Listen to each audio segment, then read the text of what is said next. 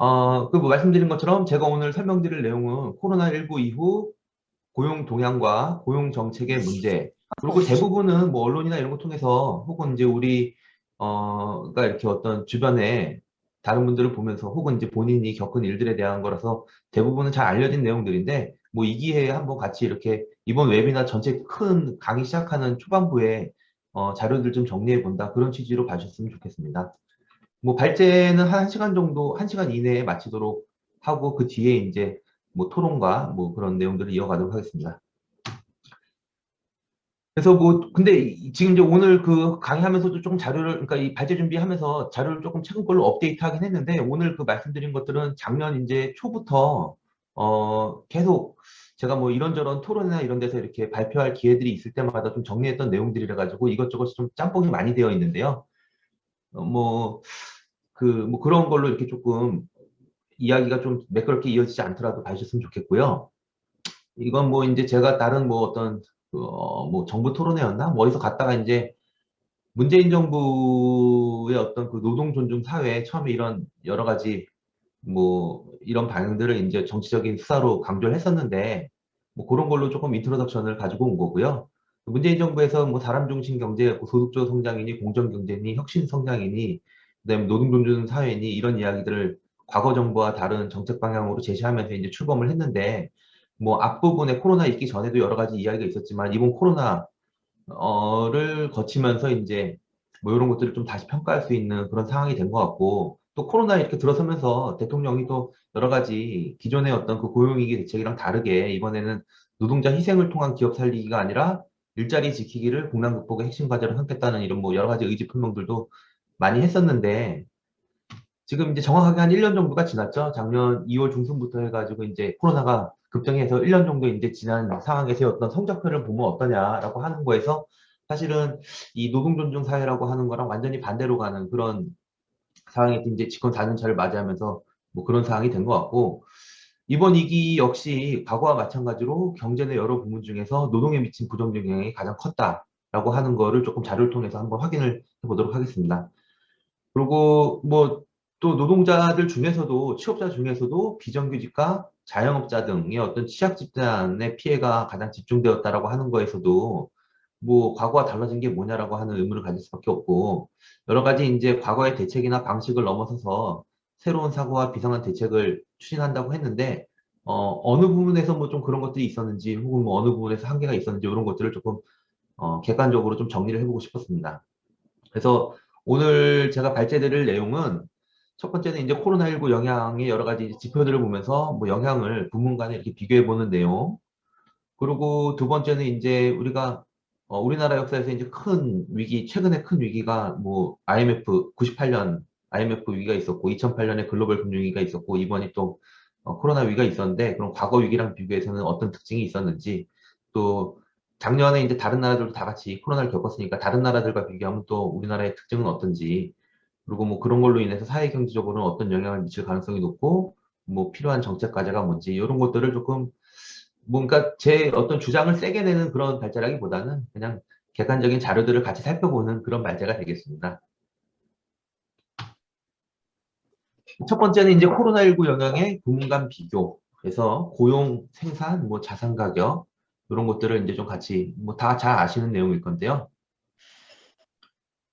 그 첫 번째는 이제 취업자 수 자료인데요. 뭐 언론을 통해서도 많이 발표됐지만 가장 최근 이게 이제 지난주에 발표된 그 경제활동 인구조사, 그러니까 지난주에 발표된 2월 자료까지 이렇게 가장 최근 걸로 업데이트한 건데, 보시면은 이건 이제 계절 효과는 조정된 그런 자료입니다. 그래서 당장 앞에 달이랑 뒤에 달을 이렇게 바로 비교 가능해도 되는 계절 조정, 그런 계절 효과를 조정한 그런 자료로 보고 있는 거고, 만 명인데요.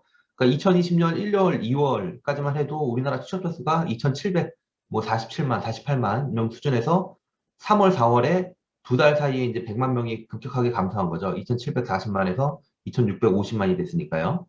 한 100명 정도가 이렇게 급감했다가, 그 다음에 이제 뭐 5, 6, 7, 8 좀 살아나나 했다가, 여러분 뭐 잘 아시는 것처럼 그 작년에 뭐 8.15 뭐 여름에 이제 2차 유행할 때 다시 이제 고용이 그 회복세가 좀 꺾여갖고 옆으로 가다가 12월 달에 이제 다시 대유행하면서 팍 떨어졌고, 1월 달에 팍 떨어졌는데 지난주에 발표된 그 2월달 취업자 수를 보면은 또 굉장히 많이 그래도 회복을 했어요, 이게. 근데 사실은 요거는 그 노인 일자리 사업에 밑에 써놨지만 우리나라 이제 노인 일자리 사업의 참여자 수가 한 80만 명 정도 되거든요.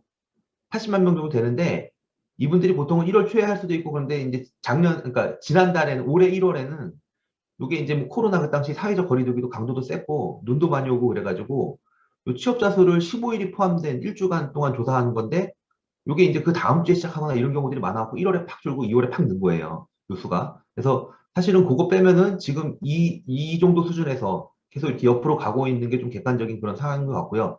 60대 이상을 제외한 전부 다 그 다른 모든 연령대의 취업자 수는 2월 달에도 감소했습니다. 그래서 뭐 이거는 이제 어떤 그 노인 일자리 사업의 영향이 크다. 그래서 대략 지금까지 한 50, 그러니까 이전 정점 대비 한 50만 명 정도가 지금, 그러니까 한 100만 명 줄었다가 50만 명 정도까지 이렇게 지금 축소되어 있는 상황이고, 증가율로 보면은 한 뭐 1.8에서 뭐, 그러니까 한 1, 2, 뭐 이 정도, 2% 내외 정도 이게 감소해 있는 상황이다라는 겁니다.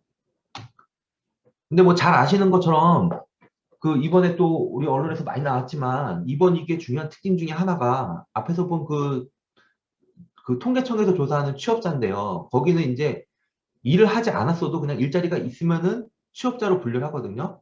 그래서 이제 일시휴직자라고 하는 게 이번에 확 늘었다는 게 이번 이게 굉장히 중요한 특징 중에 하나인데요. 이 일시휴직자는 통계청에서 어떻게 조사하냐면은 한 시간도 일하지 않은 사람이에요.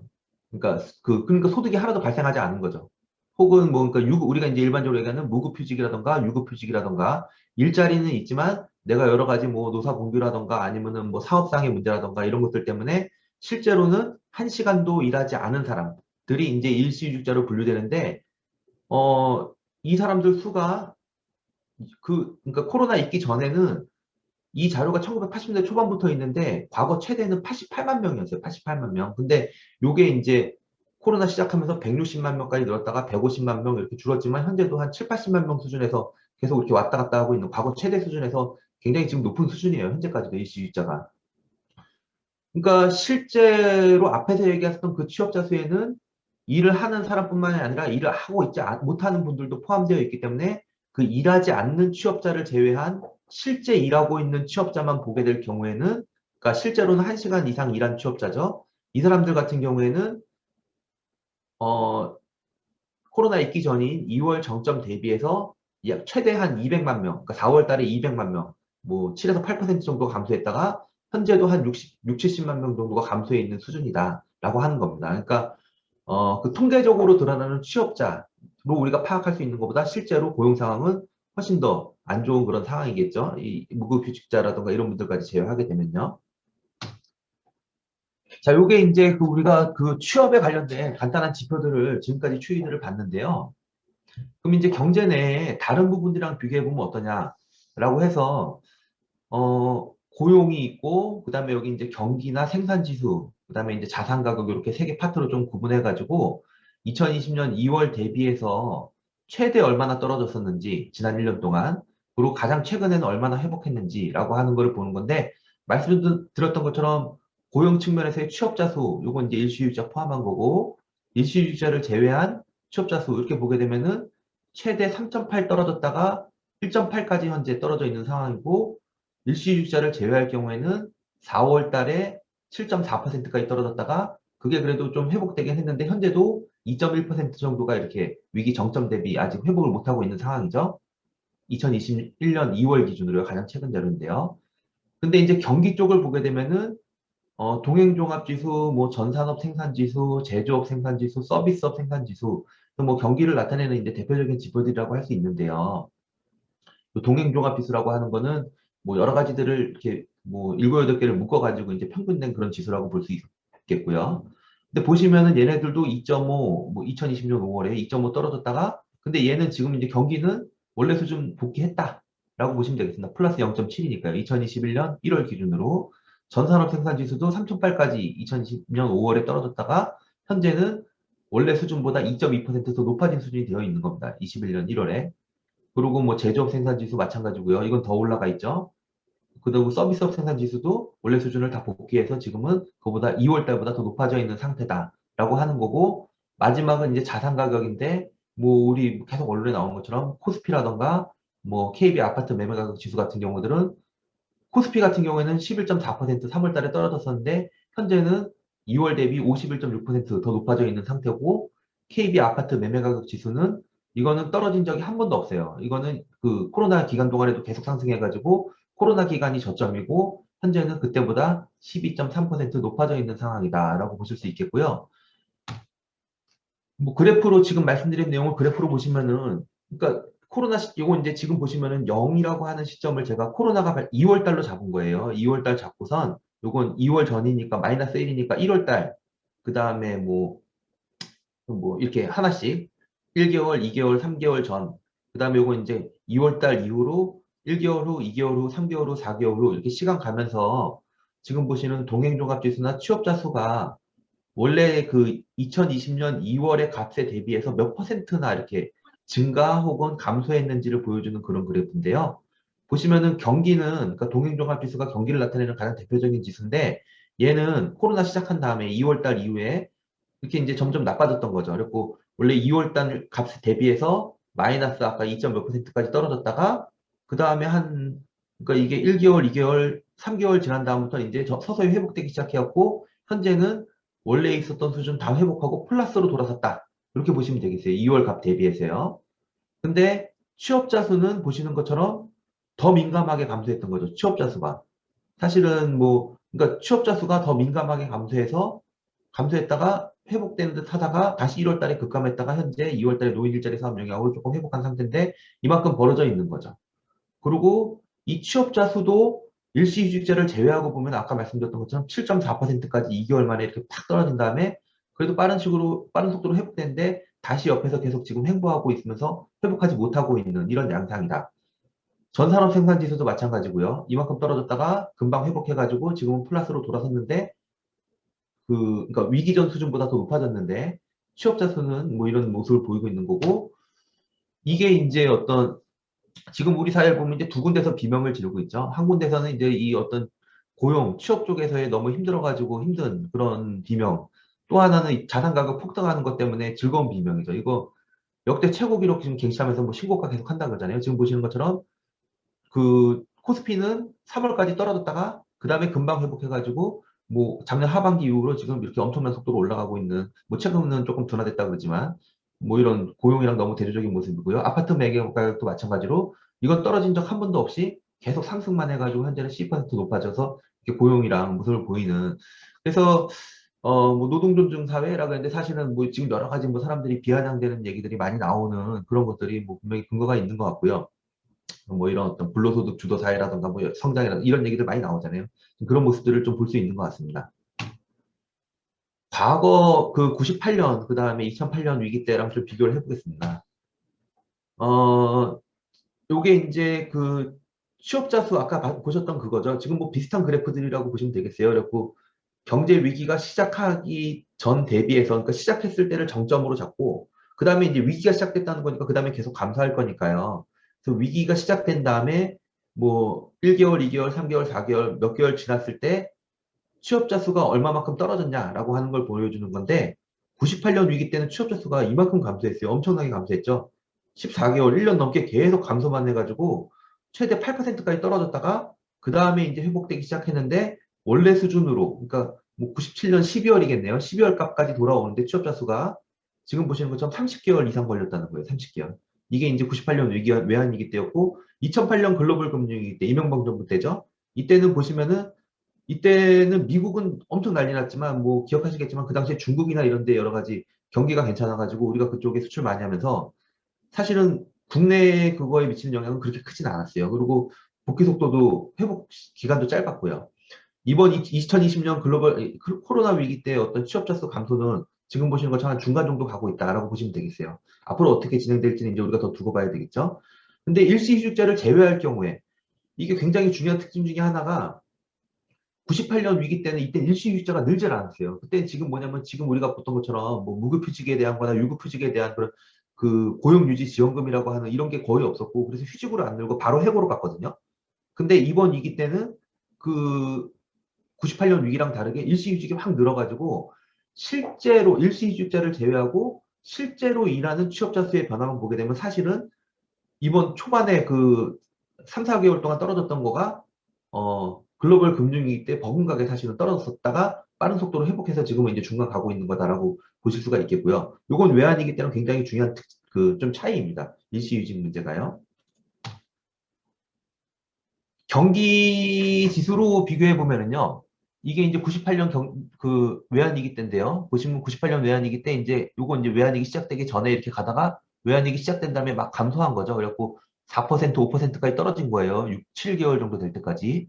그런 다음에 회복하기 시작해갖고 외환위기 때도 사실은 경기는 12개월, 1년 정도 지났을 때 원래 수준 회복했다. 경기 지수로는 이렇게 보시면 되겠습니다. 이번 위기도 지금 보면은 뭐 2008년이랑 98년 위기 이 경기 지수도 한 중간 정도 이렇게 가고 있는 거죠. 그 이거는 그래프를 그 98년 위기, 2008년 위기 해가지고 98년 위기 때 경기가 이렇게 회복됐던 거랑 고용이랑 비교해서 이때는 이미 다 끝난 사건들이니까 지금 이제 코로나 위기는 진행되고 있지만 그죠? 98년 위기는 다 끝난 사건이니까 과거의 경험을 한번 좀 보려고 좀 기간 길게 해가지고 고용이랑 98년 위기 때 고용이 어떻게 변해갖고 경기가 어떻게 변해가는지를 이렇게 두 개를 같이 갖다 놓고서 그려본 건데요.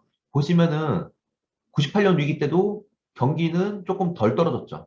고용보다. 그런 다음에 빨리 회복해가지고 그 뒤에 이렇게 쭉쭉 날아갈 때 이런 상황에서 뭐 여러분 99년, 2000년 상황 기억하실지 모르겠지만 고용은 아까 얘기했던 것처럼 30개월 넘게 회복하지 못하는 요게 이제 이야기하는 고용 없는 회복. 그러니까 경기는 회복됐는데 고용은 계속 장기간 부진한 이런 것들이 98년 위기 때도 있었고 2008년 위기 때도 보시면은 경기가 나빠졌다 경기는 회복해가지고 날아가고 있는데 뭐 이제 수출 기업들 막 수출 막 늘고 근데 고용은 굉장히 장기간 동안 상대적으로 회복하지 못하는 그래서 이번 위기도 뭐 이번 위기 지금 한 진행되고 12개월 정도까지 진행돼 있으니까 앞으로 어떻게 될 거냐 해서 이런 양상으로 진행될 가능성이 굉장히 높죠. 올해 하반기나 내년 상반기쯤 되면은 경기는 굉장히 살아날 가능성이 높은데 고용은 그럼에도 이제 상당 기간 동안 부진할 수 있는 고용 없는 회복이 우리 앞에 놓여 있는 그런 중요 과제가 아닌가 이런 생각이 들고요. 지금 이제 제가 설명드린 게 경기가 어떻게 변했고 고용이 어떻게 변했고 이런 걸 설명을 드렸잖아요. 근데 이거 두 개 간의 비율도 중요하겠죠. 우리가 이게 이제 고용 탄력성이라고 부르는 건데 뭐냐면은 당연히 경기 수축 정도가 심할 때는 고용도 크게 영향을 받을 거고 뭐 그럴 거니까요. 그 상대적으로 같은 크기의 경기 침체로부터 고용이 얼마만큼 민감하게 반응했냐라고 하는 거가 이제 우리가 고용 탄력성이라고 하는 개념을 통해서 볼 수 있는데 이 지표는 간단해요. 어려운 게 아니고요. 지금까지 말씀드렸던 고용 탄력성은 취업자 증감률 몇 퍼센트, 취업자가 몇 퍼센트 감소했느냐 요거를 자 경기가 몇 퍼센트 나빠질 때마다 취업자가 몇 퍼센트 나빠졌느냐라고 하는 비율로 보는 거죠. 경기 침체 정도 비율로 나눠준 거예요. 경기 종합지수 증감률, 취업자 증감률 간의 상대적인 비율이다. 그래서 요게 두 비율이 의미하는 게 뭐냐면은 경기 지수가 1% 떨어질 때마다 고용이 몇 퍼센트씩 감소했는지 이게 크면 클수록 고용이 민감하게 반응하는 거겠죠. 그죠? 똑같은 크기의 경기가 1% 나빠지는데 고용은 막 2%, 3%씩 나빠지면은 고용이 훨씬 민감하게 반응할 거고 그게 아니고 뭐 경기가 1% 나빠졌는데 고용은 하나도 안 변할 수도 있잖아요. 0%, 뭐 0.1%. 그러면 이제 뭐 그런 고용 조정이 덜 민감하게 일어나는 거고 그러면 이제 이런 고용 탄력성은 동일한 크기의 어떤 경기 침체에 대해 가지고 왜 달라지냐 생각해 보면은 그 당시에 미쳤던 그 경기 침체의 어떤 성격이 어떠냐.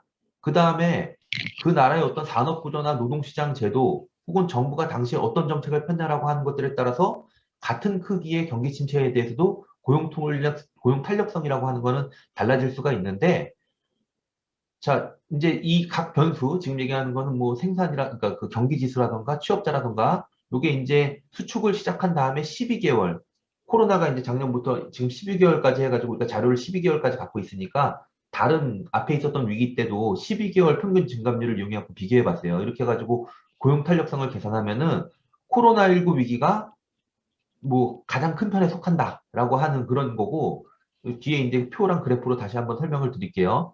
이게 의미하는 거는 이제 코로나19가 그러니까 객관적으로 얘기하면 이런 거예요. 이번 위기의 어떤 경기 침체 폭이 옛날 외환위기 때보다는 작았어요. 그러니까 이제 전체적으로 고용에 미치는 영향도 상대적으로 조금 덜을 했는데, 그럼 같은 크기의 그런 어떤 생산 그 수축에 대해 가지고 고용이 얼마만큼 민감하게 반응했냐라고 하는 거에서는 이번 정부가 별로 뭐 이렇게 내세울 거는 크게 없다는 그런 성적표를 얘기하고 있는 거죠. 그래서 보시면은 98년 외환위기 때 동행종합지수가 12개월 동안 평균적으로 3.95%가 감소했는데 취업자 수는 6.05%가 감소해가지고 이 당시에 고용 탄력성이 1.5였어요. 이것도 굉장히 큰 거죠, 사실은. 고용이 더 많이 준 거니까 아까 그래프에서 봤던 것처럼. 그리고 일시휴직제를 제외하면 6.43이라서 1.6%, 1.6 이게 이제 탄력성 개념인데요. 이번 위기를 보시면은 동행종합지수는 12개월 평균 1.33%가 감소했는데 취업자는 2.51이 감소해가지고 탄력성이 1.99, 일시주제를 제외한 실제 일하는 취업자만 할 경우에는 4.13이라 가지고 탄력성이 3.1이나 됐다는 거예요. 그래서 지금 보시면은 요게 이제 요 수치들을 그래프로 나타낸 건데 1.5, 1.2, 1.9, 98년 위기 때, 2008년 위기 때, 2020년 코로나 위기 때, 그리고 일시주제를 제외한 거에서는 또 1.6, 2.0, 3.1 해가지고 사실은 우리가 이렇게 어떤 어, 그 생산물 시장에서 발생한 충격을 노동시장으로 이렇게 그 파급시키는 거에 있어가지고 우리가 방어막 설치하는 데는 그렇게 어, 예전보다 크게 나아지지 못했다는 그런 어떤 걸 볼 수 있고 이거는 결국은 뭐 여러 가지 이유가 있겠죠. 무조건 정책 실패만의 문제는 아니겠고요. 예전에 비해서 우리가 뭐 노동시장의 어떤 구조적인 산업 구조적인 특징도 많이 변하고 노동시장의 구조적인 특징도 많이 변하고 이런 것들이 이제 반영된 여러 가지가 종합적인 결과일 수 있겠습니다. 그 지금까지 이제 취업자 전체 수를 가지고서 좀 설명을 드렸었는데요. 노동자 이제 유형간에 좀 뭐 이것도 잘 알려진 거죠. 뭐 아까 말씀드렸던 그러니까 취약계층 중심으로 많이 피해를 봤다는 건데 종사상 지위별로 보시면은요. 자, 요것도 98년 위기 때, 2020년 위기 때, 2008년 위기 때 세 개를 비교하고 있네요. 상용직 노동자 수입니다. 상용직 노동자. 이제 취업자 수를 임금 노동자, 그다음에 비임금 노동자 나눈 다음에 임금 노동자 내에서 상용 노동자, 상용직 노동자로 나눠서 본 건데 큰 차이가 있죠. 98년 위기 때는 어땠어요? 여러분 기억하시지 모르겠지만 이때 뭐 4대 부문 구조개혁이라 그래가지고 바로 정규직 해고였거든요, 이때는. 그래서 상용직도 이렇게 막 줄었던 거예요. 근데 이번 위기 때는 상용직은 사실은 거의 큰 영향을 별로 안 받았죠, 이번 위기 때는. 그리고 2008년 위기 때는 오히려 상용직은 오히려 증가했네요. 임시일용직 같은 경우에는 근데 이번에 보시면은 거의 외환위기 때랑 버금가는 속도로 초반에 막 떨어졌다가 회복했다가 다시 지금 이렇게 악화돼가지고 12월부터 이렇게 하고 있는 그런 상황인 거죠. 그래서 어, 외환위기랑 이런 고용 구성, 그러니까 저기 임금 노동자 내에서 어느 쪽에 더 큰 영향을 미쳤냐에서도 굉장히 큰 차이가 있어요. 사실 이번 얘기는.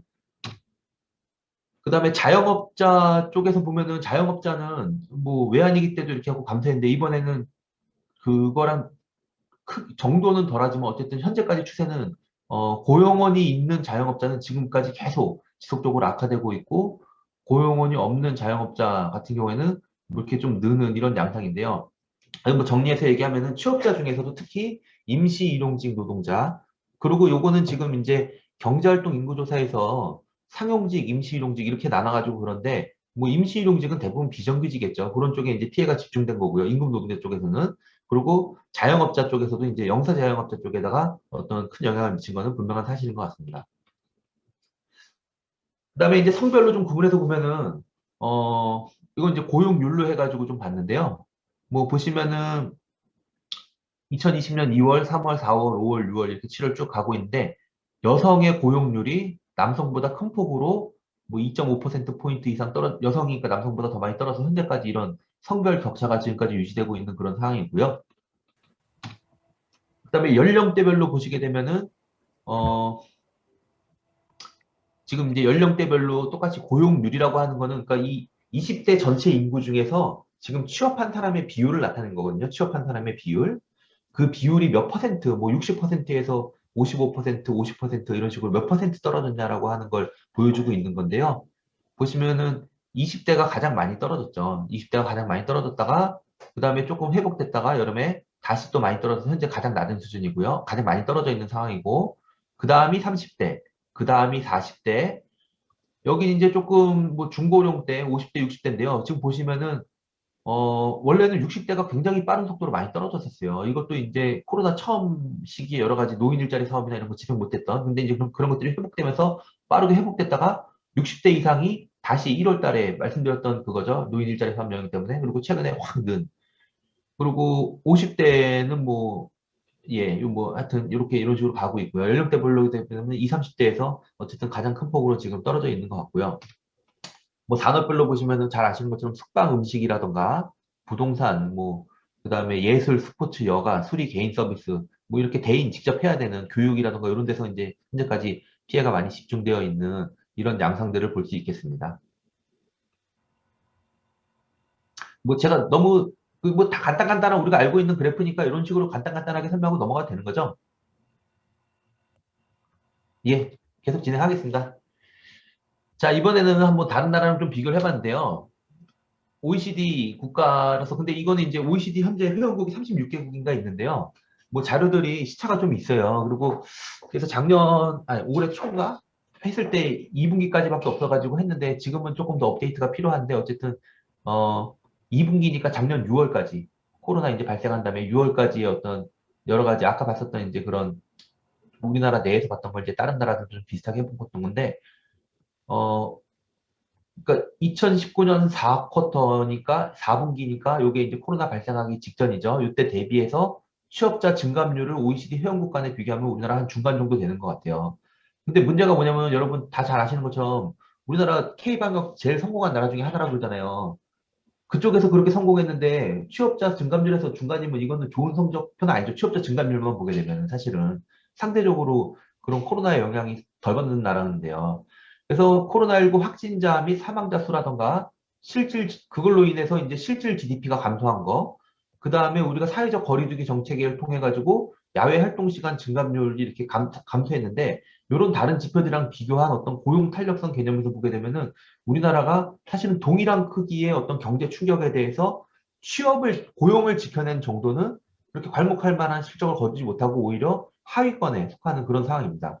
OECD 36개 회원국 중 뭐 이런 고용 탄력성이 큰 편에 속하는데 코로나19 사망자 기준으로는 전체 대비 그러니까 이 어떤 코로나19 사망자 그러니까 이게 어떤 코로나로 인한 어떤 피해를 나타내는 그냥 그런 지표라고 볼 때 여기 있는 지표들 어느 하나만으로 볼 수 없는데 어쨌든 코로나19 사망자 기준으로는 2위고요.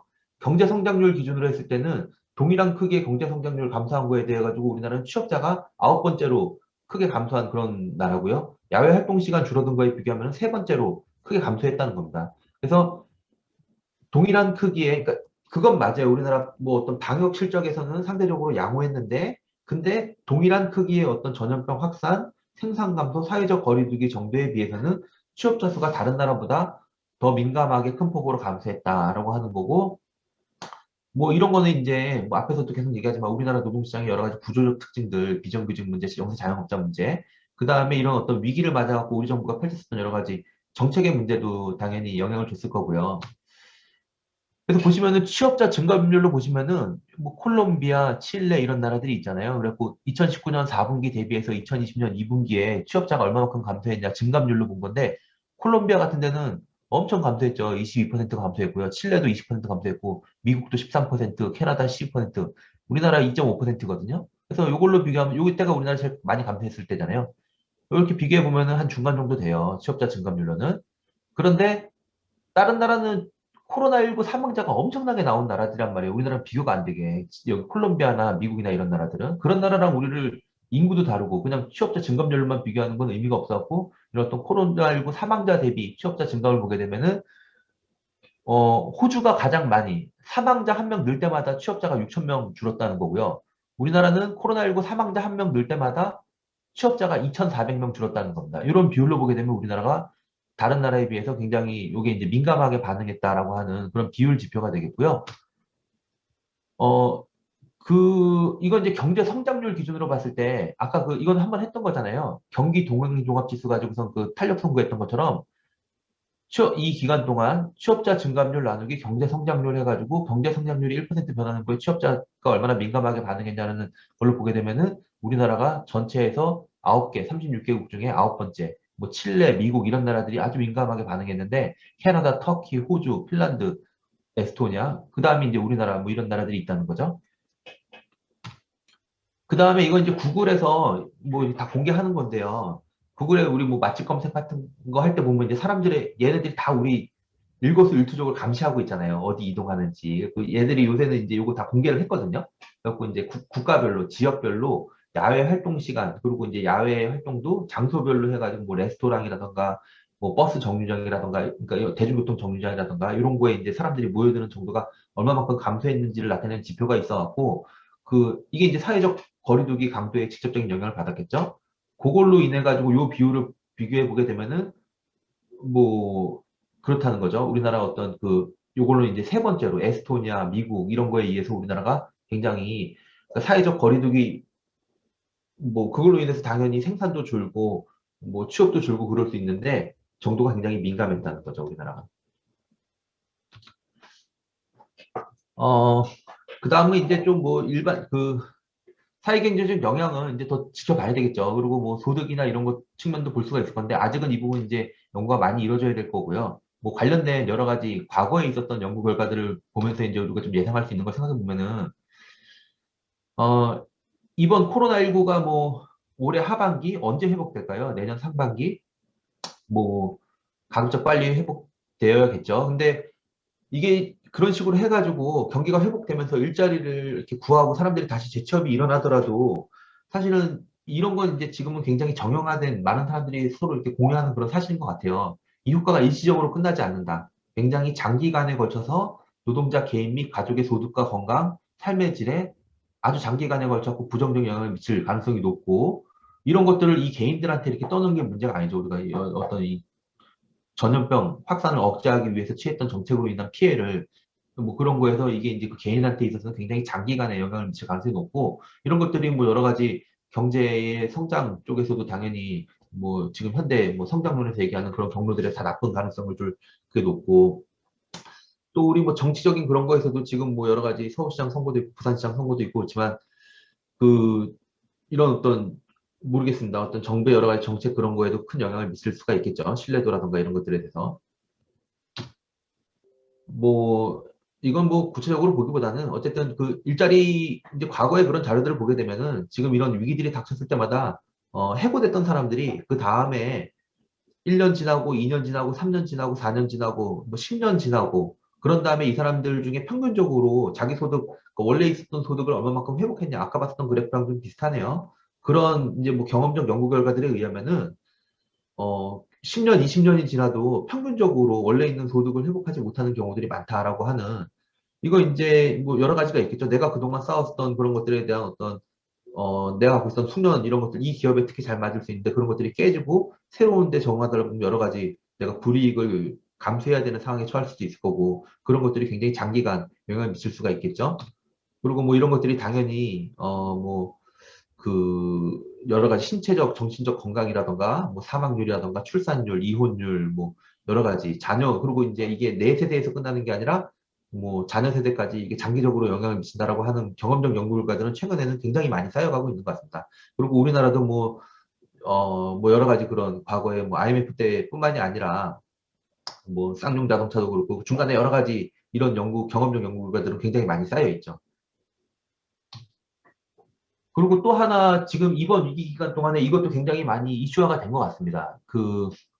어, 하필 정말 재수 없는 거죠. 내가 하필 졸업할 때 나랑 아무 상관없이 나의 의지랑 아무 상관없이 코로나가 닥쳐가지고 취업 시장이 얼어붙었던 이런 어떤 청년층 고용 문제 같은 경우에도 굉장히 이 사람들의 어떤 그래서 그 IMF 세대도 있고 우리 2008년 글로벌 금융위기 한국 같은 경우에도 있는데 이 사람들이 그 뒤에 얼마만큼 그 다른 세대 앞뒤에 바로 앞뒤에 있는 다른 세대랑 비교했을 때 어느 정도의 성과를 냈냐라고 하는 것들도 우리나라도 연구들이 많이 있는데 외국도 마찬가지로 굉장히 장기간 그러니까 내년에 취업한다고 되는 문제가 아니다. 굉장히 장기간 이 사람들의 여러 가지 그런 삶의 질에 영향을 줄 수 있다라고 하는 연구들도 굉장히 많은 것 같습니다. 그리고 뭐 예, 이런 건 좀 그냥 논문에 있는 걸 인용한 거니까 넘어가겠습니다. 또 이번 위기 기간 동안에 이것도 이제 이슈화가 많이 됐죠. 그 전에 문재인 정부 초반 3년 동안에는 사실은 불평등의 성장에 어떤 영향을 미치자 이것도 이제 뭐 국제기구들 보고서들 인용하면서 얘기가 굉장히 많았는데 이번 작년에는 또 이런 논의들도 굉장히 유행을 했어요. 전염병 확산이 불평등에 미치는 영향에 관련된 이 IMF 보고서가 발표가 됐었는데 이러면서 이제 언론들에서도 굉장히 많이 인용을 하고 그랬던 건데요. 보시면은 뭐 사스라던가 뭐 신종 인플루엔자라든가 메르스라든가 에볼라라든가 지카 바이러스라든가 이런 것들 발생했었던 그 경험 이런 것들을 이용해 가지고 이런 전염병 발생된 다음에 뭐 진위계수라고 하는 걸 통해 갖고 그 사회에 이런 게 이제 발생한 국가가 있고 그렇지 않은 국가들이 있을 수 있고 그런 뭐 비교해 보면은 그런 식의 분석 방법이겠죠. 그래갖고 불평등이 어떻게 변해갔냐라고 하는 걸 보니까 이런 불평등이 아니, 전염병이 발생한 나라들에서 불평등이 이런 식으로 1년, 2년, 3년, 4년 될수록 확대되어 갔다라고 하는 것들이고, 뭐, 그, 이런 전염병이 이렇게 확산되게 되면은, 지금 보면은 상위 10%, 상위 20%, 상위 40%, 고소득자들의 요거 지금 보시면은 소득 점유율이거든요. 우리나라, 그러니까 그 나라 어떤 전체의 소득에서 상위 10%가 가져가는 몫이 1년, 2년, 3년, 4년 지나면은 전염병 발생한 다음에 얘는 계속 늘어가는 거죠. 그러니까 얘네가 가져가는 몫이 이렇게 늘어가는데요. 몇 가지도. 근데 하위 10%, 하위 20%, 40% 하면은 얘네들이 가져가는 몫이 이렇게 줄어가는. 아까 그 불평등이 늘어간다는 거랑 똑같은 얘기인데요. 이건 이제 그 소득 분위별로 나눠가지고 이렇게 점유율 측면에서 보고 있는 거고요. 그 다음에 이제 뭐, 이런 거 이제 그 숙련, 저학력, 이런 뭐 저숙련, 뭐 혹은 여성, 뭐 청년이라던가 이런 쪽에서 이제 상대적으로 이런 영향들은 더 집중된다라고 하는 것들도 최근에는 많이 연구가 이루어져 있는 것 같습니다. 그 공론화가 되어 있고요. 요거 이제 작년 10월에 IMF에서 보고, 그 IMF 월드 이코노믹 아웃룩이라고 하는 보고서에서 나온 건데, 근데 이거 이제 그 앞에 말씀드렸던 그 5월 달에 나왔던 보고서를 조금 업데이트한 론인데, 이번 코로나 때는 그게 훨씬 더 심각해질 수 있다. 불평등에 미치는 영향이 뭐 그런 건데요. 예전이랑 다르게 이번에는 어떤 사회적 거리두기 정책 이런 것들이 강하게 이렇게 시행되면서 재택근무가 가능한 사람들, 그 재택근무하면서 집에서 뭐 합니까? 뭐 일도 하겠지만 여러 가지 그런 주식 투자라던가 아까 말했던 부동산 투자라던가 이런 것들로 하는 그 경향이 예전 전염병 때보다 훨씬 더 심해졌기 때문에 이런 어떤 재택근무 가능 정도, 그러니까 텔레워크라고 하는 게 이제 재택근무인데요. 요게 이제 소득 분위별로 보게 되면은 뭐 어떤 사람 업무는 집에서 할 수도 있고 어떤 사람 업무는 그렇게 못하는 경우들이 있잖아요. 근데 주로 이제 고소득자들, 고임금 노동자들 같은 경우에는 그런 재택근무 가능성이 높은데 그렇지 않은 사람들은 이렇게 재택근무가 어려워가지고 이쪽에서 이제 그런 더 큰 타격을 입을 수 있다. 재택근무 가능 여부에 따라서. 그래서 이번 코로나 때는 과거 전염병보다 불평등이 훨씬 더 확대될 수 있다라고 하는 거는 심지어 이제 IMF 보고서에서도 강조하고 있는 바고요. 그리고 뭐, 여기 이제 같은 보고서에서 언급하고 있는 나라 중에 이런 거가 가장 우려되는 나라 중에 하나가 한국입니다. 여기 뭐 이렇게 지적하고 있는 한국은 이제 과거에도, 불평등이 굉장히 빠른 속도로 여기 지금 한국이, 어, 그 소득 불평등이 90년대 이후에 가장 빠르게 확대된 나라 중에 하나로 거론되고 있는데, 이번 위기 맞아가지고 이제 특히 또 이런 것들이 확대될 수 있는 걸로. 또 하나 이번 위기에서 중요한 이슈가 되는 문제 중에 하나가 그 지금 이제 한국 정부에서도 뭐 디지털 유지를 한다 그러는데 사실은 지금까지 불평등 확대되는 거에서 가장 그러니까 그 중요한 요인 중에 하나가 제도도 있겠지만 사실은 기술 발전의 어떤 성격이라고 하는 것에 대한 얘기들도 많이 이루어졌는데 지금 그걸 더 가속화하겠다고 하는 거잖아요. 한국 정부에서는. 근데 이제 그 이런 연구들도 굉장히 많은데요. 이건 지금 보시면은 업무 여기 이제 아큐페이션이라고 하는 게 업무인데요. 우리가 이제 각 노동자들이 하는 업무 특성에 따라서 어떤 것들은 어 뭐라 그럴까요? 뭐 이렇게 어떤 기계로, 그러니까 대체되기 쉬운 게 있고, 기계로 대체되기 어려운 것들이 있고, 기계로 대체되기 쉬운 거는 이제 주로 코드화되기 쉽고, 반복적으로 이루어지고, 그러니까 정형화되어 있고, 이런 것들이 이제 루틴 잡이라고 부르는 거고요. 루틴 업무들이고, 요건 이제 육체 노동 중에서도 그런 게 있을 수 있죠. 우리가 반복적으로 하는 그런 노동들, 혹은 이제 우리가 사무직, 뭐 머리 써서 하는, 뭐 아니면 책상에서 하는 그런 업무들 중에서도 반복적인 작업들이 있잖아요.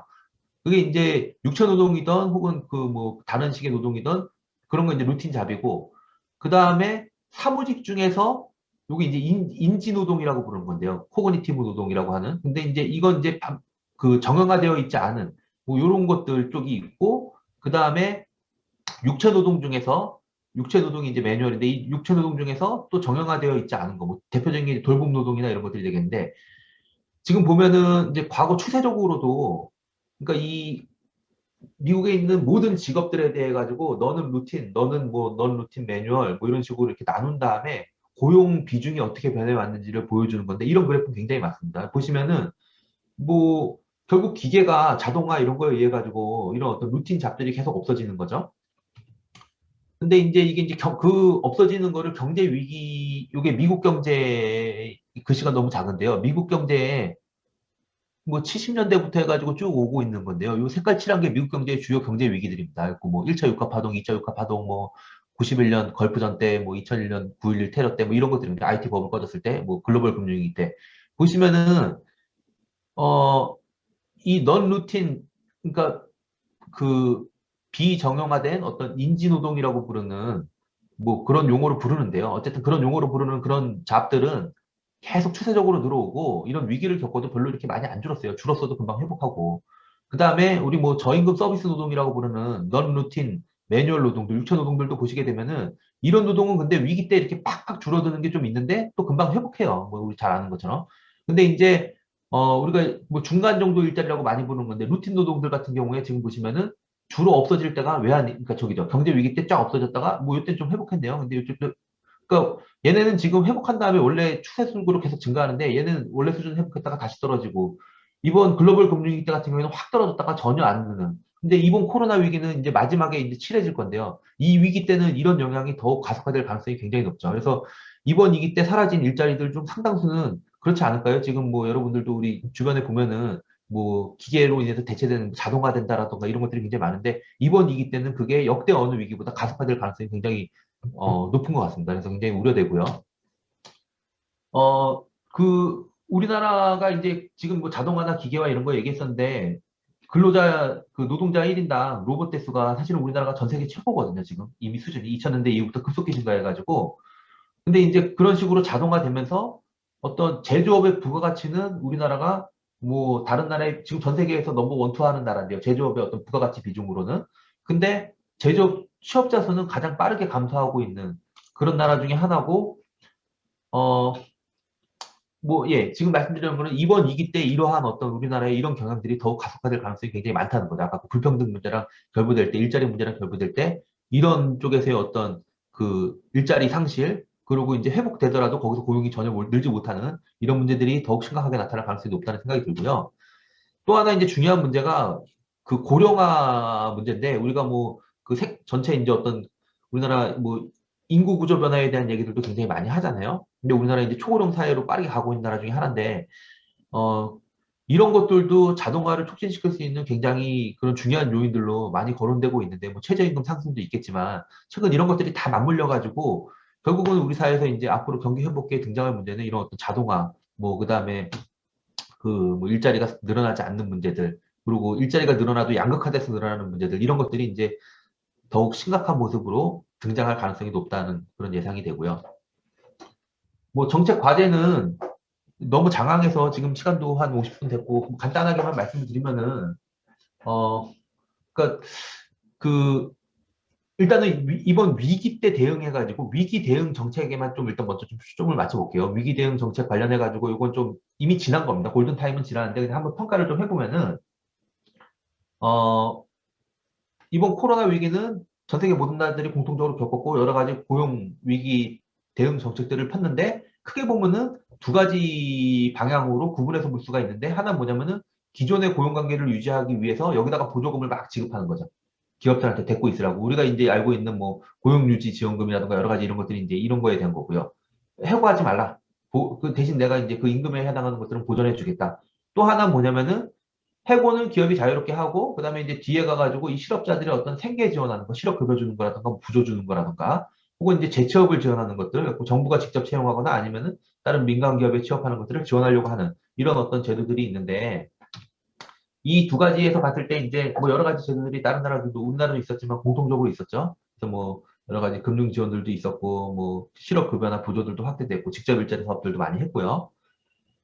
근데 이제 뭐 얘기하고 싶은 거는 어떤 유럽 쪽에서는 이제 쇼타임 워크 뭐 이런 어떤 그러니까 단축 근무 임금 손실 보상이라 그래가지고 사실은 유럽 쪽에서의 정책은 해고하지 말고 대신 내가 임금에 해당하는 거 다 지원해 줄게라고 하는 쪽으로 많이 갔던 거고 우리나라나 미국이나 이런 나라들은 어 이것도 많이 늘렸지만 사실은 정책의 비중이 이 뒤쪽에 있는 거에 훨씬 높았다라고 하는 거고 지금 이 그래프는 이제 보시면은 자, 팬데믹이 시작 시점이 2월이니까요. 여기 있네요. 2020년 2월 대비 전체 그 경제활동 인구 중에서 노동력, 전체 뭐 노동력, 여기 일하는 사람이 있을 수도 있고 안 있는 사람들도 있을 텐데, 2020년 2월 달에 이 사람 대비, 자, 이게 이제 5월 달, 뭐 이때 자료인데요. 뭐, 브루킹스라고 하는 데서 이제 그 계산한 그런 건데요. 자료인데, 2월 달 대비 분자에 들어가는 게 뭐냐면은, 실업급여 받은 사람의 비율입니다. 실업급여 받게 된 사람의 비율. 그러니까 2020년 2월 달에 여기는 그러니까 이건 이제 경제활동 인구, 노동력이라고 하는 거에서 그 사람들 중에서 요 사람을 분모로 놓고 그 사람 대비, 자, 5월 달에 이제 실업급여를 받게 된 사람이 얼마만큼 늘었냐, 그 실업자가 이제 얼마만큼 늘었냐에 대한 그런 비율인데, 지금 보시면은 캐나다라든가 이스라엘이라든가 아일랜드라든가 미국이라든가 이런 나라들은 지금 보면은, 그러니까 실업급여를 받게 된 사람의 비중이 확 늘었다는 건 이 사람들이 일단 실업자가 된 거잖아요.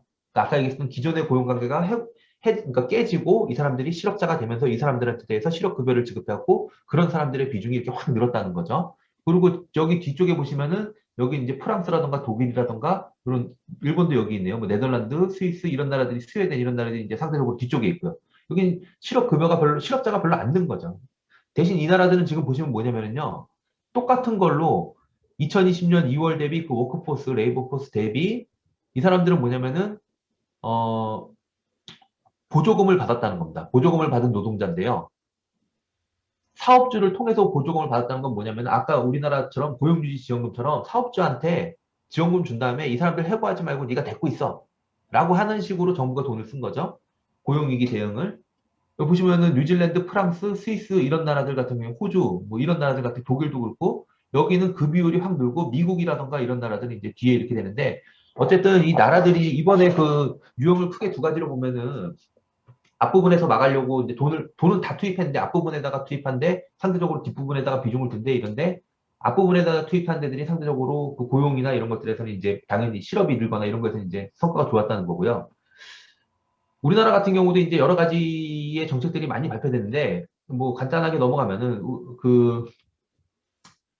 이게 이제 이번에 고용유지 특별대책이라고 해가지고, 이번 정부에서 이렇게 한 전체 뭐 10.1조 원이고, 요 앞에 있는 것까지 합치면 한 대략 12조 원 정도 되고, 뭐 그런데요. 요 전체적인 거가 집행된 거에 대한 그 비중을 보게 되면 사실은 우리나라는 아까 말씀드렸었던 뭐 시간 단축이라든가 유급휴직, 무급휴직에 대해 가지고 지원해서 들어갔던 게 한 대략 1조 원 정도 돼요.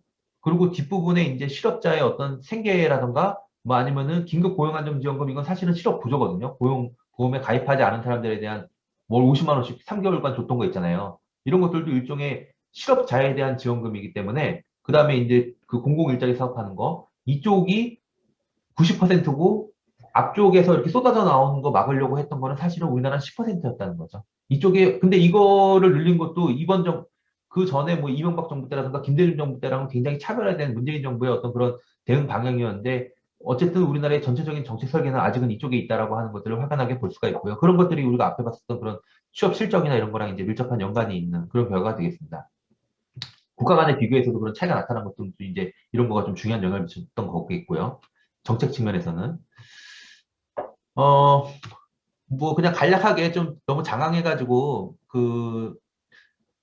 그리고 이번 이제 웨비나 내내 여러분들 계속 토론하시고 그럴 거니까 그리고 오늘도 이제 뒤에서 뭐 같이 논의해 보는 걸로 하고 간단하게 좀 정리를 하면은 어, 코로나19 위기 전에 이제 문재인 정부 3년 동안 여러 가지 개혁 정책들을 한다라고 했었지만 사실은 이제 뭐 일회성 혹은 이제 정권 바뀌면 언제든지 되돌릴 수 있는 최저임금 인상 같은 것들 그런 이례적인 것들이 이제 많았고 뭐 어떤 산업 구조나 노동시장 제도라던가 이런 것들에 대한 제도 개선 실적은 상당히 미흡했던 상태에서 우리가 코로나 위기를 맞았는데 이 코로나 위기 때도 여러 가지 좀 기존이랑 다른 것들을 하려고 했지만 전체적인 거에서 볼 때 패러다임 변화라고 볼 수 있을 만한 것들은 부족했다라고 하는 거에서 우리의 어떤 전체적인 고용위기 대책, 우리나라가 갖고 있었던 그거에서 이제 부분적인 변형이 있었지만 전체적으로는 그 틀이 유지되면서 이제 대응을 했던 것 같고요.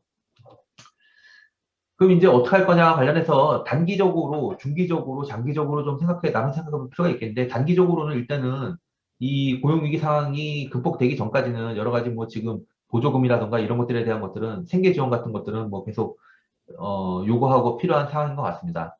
그리고 이제 중기적으로는 이제 아까 오늘 여러 번 강조해서 말씀드렸던 어떤 고용 없는 회복, 그리고 이제 이런 것들이 기술 변화랑 결부돼서 나타나는 것들에 대한, 뭐 좀 정확하게 어떻게 해야 되겠냐 이런 것도 이제 고민되지만 그런 것들에 대한 대응책이 필요하겠고 장기적으로는 결국은 이런 어떤 고용위기 대책은 사실은 올해와 내년 사이의 스토리 이슈고 그 뒤에는 다시 또 산업 구조라던가 어떤 노동시장 제도의 개혁의 문제가 다시 제기될 수밖에 없을 것 같고 뭐 요거만 좀 간단하게 말씀드리면은 최근에 어쨌든 논의는 그 여러 가지가 있는 것 같아요. 그래고 이게 이제 뭐 그냥 저도 오늘 발표 준비하면서 그냥 두서없이 그냥 떠오르는 단어들을 좀 써봤는데 노동시장 정책이라고 하는 게 있습니다. 이런 게 이제 정부에서 이런 고용위기 때라든가 이런 데 이제 쓰는 정책들을 이야기하는데, 여기 보면은 크게 한 네 가지 유형이 있어요. 직접 일자리 사업, 직업훈련 사업, 고용 보조금 주는 거. 요거는 이제 청년 채용 촉진하기 위해서 할 수도 있지만, 이번에 고용 유지 지원금도 이런 고용 보조금 사업의 일환이 되겠고요. 그 다음에 이제 고용 알선 서비스죠. 어디 어디 소개시켜 정보 주는 것들. 그 다음에 이제, 요거 소득이라 는데 소극적이고요. 실업급여를 지급하는, 이런 것들은 다 이제 고용보험 기금 가지고선 하는 것들이고, 요게 이제 현대적인 어떤 그 고용 정책이라고 하는 거의 틀인데요.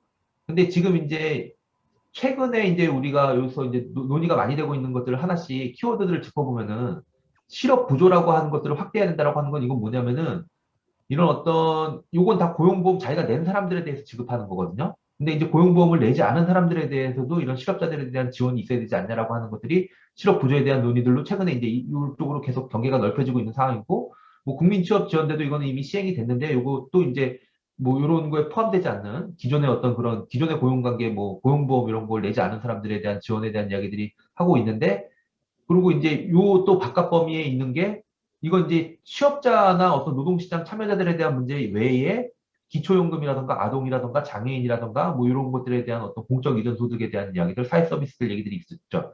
근데 이제 점점 얘기가 넓혀지는 게 최근에는 여기서 이제 이런 것들에 대한 한계들 얘기하면서 기본소득에 대한 이야기들도 나오고 있고 기본 자산에 대한 이야기들도 이런 것들은 다 이제 어떤 조건부, 그다음에 뭐 여러 가지 그런 것들이잖아요. 이제 그런 거를 극복하는 대안으로서 어떤 기본소득이나 뭐 기본 자산에 대한 이야기들도 나오면서 그럼 이제 당연히 그러면 재원을 어떻게 마련할 거냐 해서 조세재정 얘기들도 여러 가지 요거 이제 뭐 그 세제 개혁이라던가 이런 게 같이 나올 수밖에 없는데 이 논의들에서 더 나간 최근의 버전이 뭐 MMT라 그래갖고 뭐 현대적 화폐론 이런 것들도 나오고 있는 것 같고요.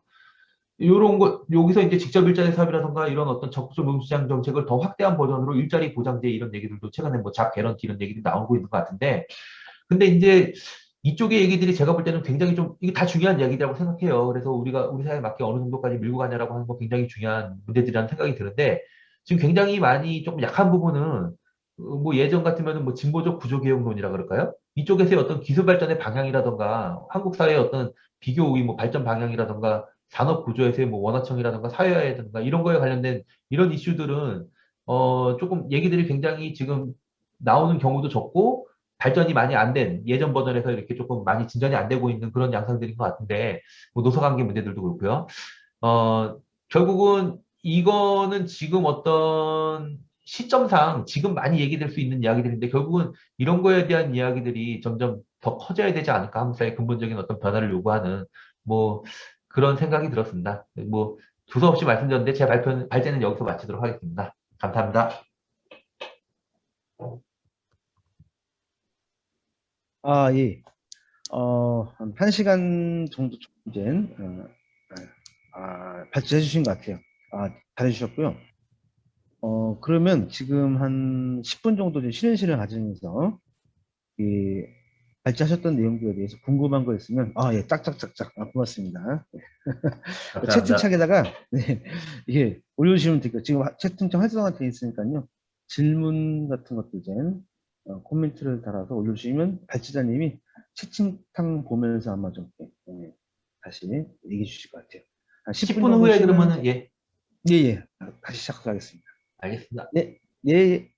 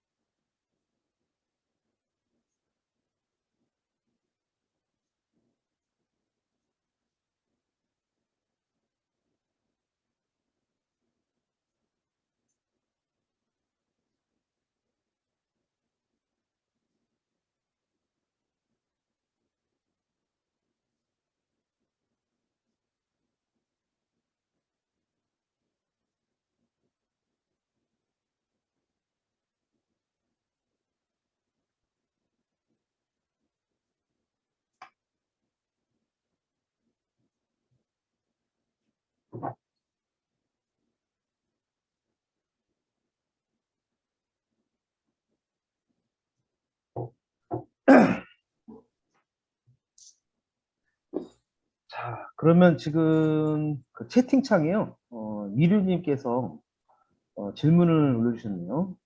이게 하나 올라왔고, 이제 다른 분들도 이제 아마 발제문 보시고 계실 것 같은데, 질문할 거를 이제 하시더라. 네. 그래서 질문거리 생기시면 바로바로 채팅창에 올려주시면 고맙겠습니다. 네.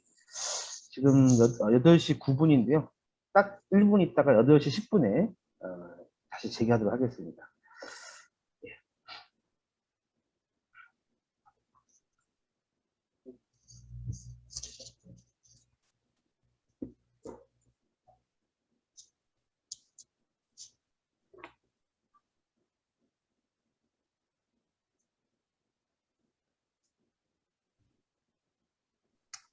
오늘 저 7분이 들어오셨네요. 지난주에 비해서 일치월장 하고 있는 저희 주로 트림입니다.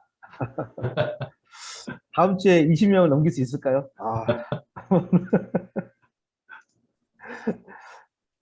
오늘 아마 주제가 관심사가 좀 많으실 것 같아요. 고용 문제, 이게 또 코로나 이게 또 큰 화두이기 때문에.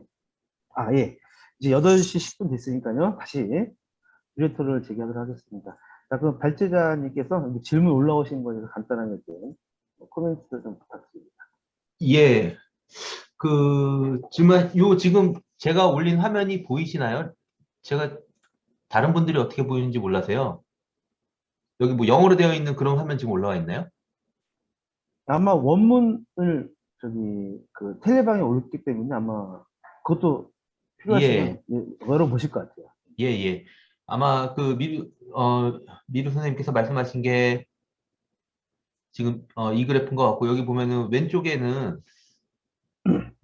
음, 그 56세 이상이라고 지금 참고로 이거 이제 그 MIT에 있는 뭐 지금 이쪽에서는 제일 유명한 연구자 중에 하나가 최근에 한 연구라 가지고 2021년 이렇게 쓰여 있는데 뭐 굉장히 주목받고 있는 그런 이야기 중에 하나고요.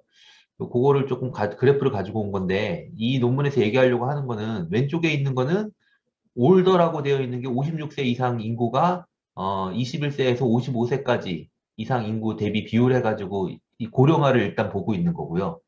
그래서 지금 보시면 이제 나라별로 뭐 모든 나라들, OECD 국가들, 미국, 독일, 한국을 이거 굉장히 강조하고 있어요. 이 논문에서 미국인들이 쓴 논문인데 한국이 지금 요거거든요. 밑에 있는 제일 밑에서 70년대에는 제일 밑에 있다가 이렇게 쭉 2010년대, 2000년대 하면서 쭉 올라가는 요게 이제 고령화 관련된 그 지표인데 한국이 빠른 속도로 고령화가 되고 있고 오른쪽에 있는 게 뭐냐면은 노동자 1000명당 로봇 도입 대수라고 이제 우리 뭐 침투율 이렇게 부르는 그런 지표기도 한데요.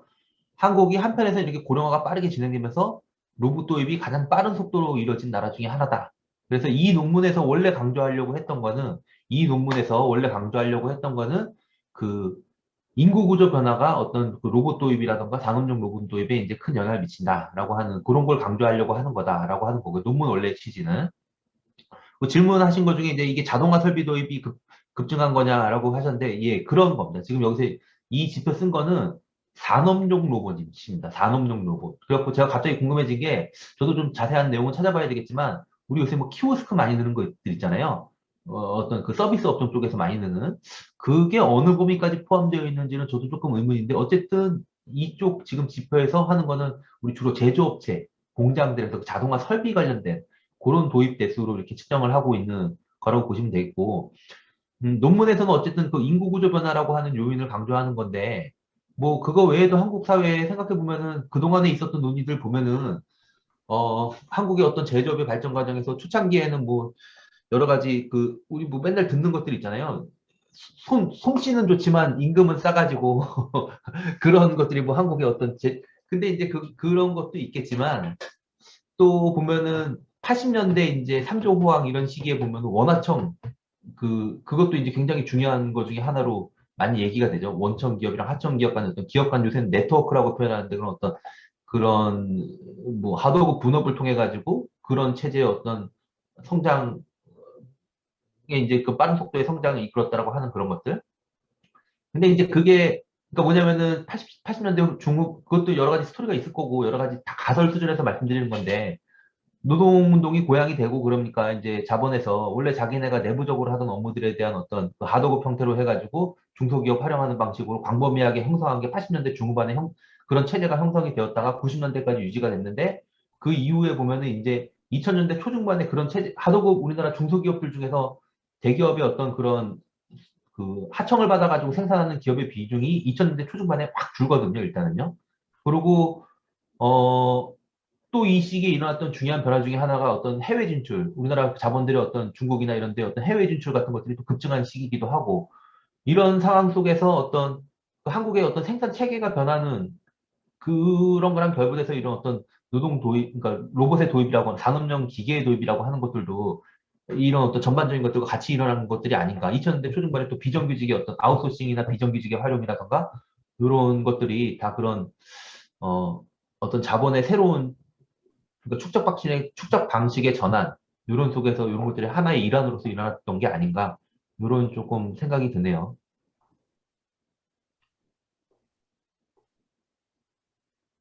네. 그리고 뭐 이거 네. 관련돼서는 여러 가지 또 기술론자들의 얘기들도 있는데요. 그러니까 산업이라든가 기술 전공하시는 선생님들 같은 경우에는 그 우리나라에서 이렇게 로봇 도입이 굉장히 빠르게 일어나게 했던 그 중요한 그러니까 자본가 입장에서 어떤 동인 중에 하나는 외국하고의 어떤 기술 격차 따라잡는 속도에 있어가지고 그 속도를 따라잡는 거에 있어서 뭐 중요한 방식이 우리가 원천 기술 개발해가지고 하는 방식들은 굉장히 시간이 많이 소요되니까 힘들 거고 그다음에 어떤 작업장 내에서의 어떤 노동자 숙련을 통해 가지고 그런 것들을 하는 것들도 우리의 여러 가지 시간이 많이 걸리니까 비용 효율적이지 않고 이런 거에서 어떤 상당히 좋은 방식 중에 하나가 그 기계 도입이라고 하는 거는 옛날에 7, 80년대부터 우리나라의 중요한 축적 전략 중에 하나였는데 그러니까 외국의 일본이나 독일의 그런 걔네들의 기술이 녹아있는 선진화된 기계를 도입함으로써 그 어떤 추격의 시간을 단축시키는 이런 것들에서 어떤 2000년대 중반 이후에는 이런 것들이 산업용 로봇이라고 하는 것들로 급속하게 이루어졌던 거라고 하는 지적들도 있는 것 같습니다.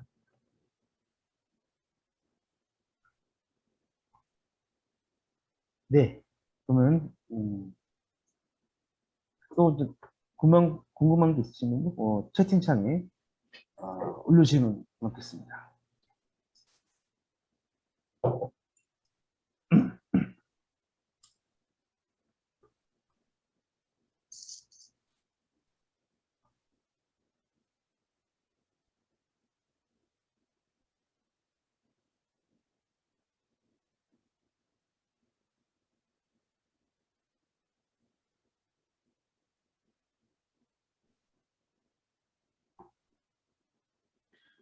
송, 송명관 선생님 다음 주에 저거 하시죠. 그 부채 문제 하시는 거죠.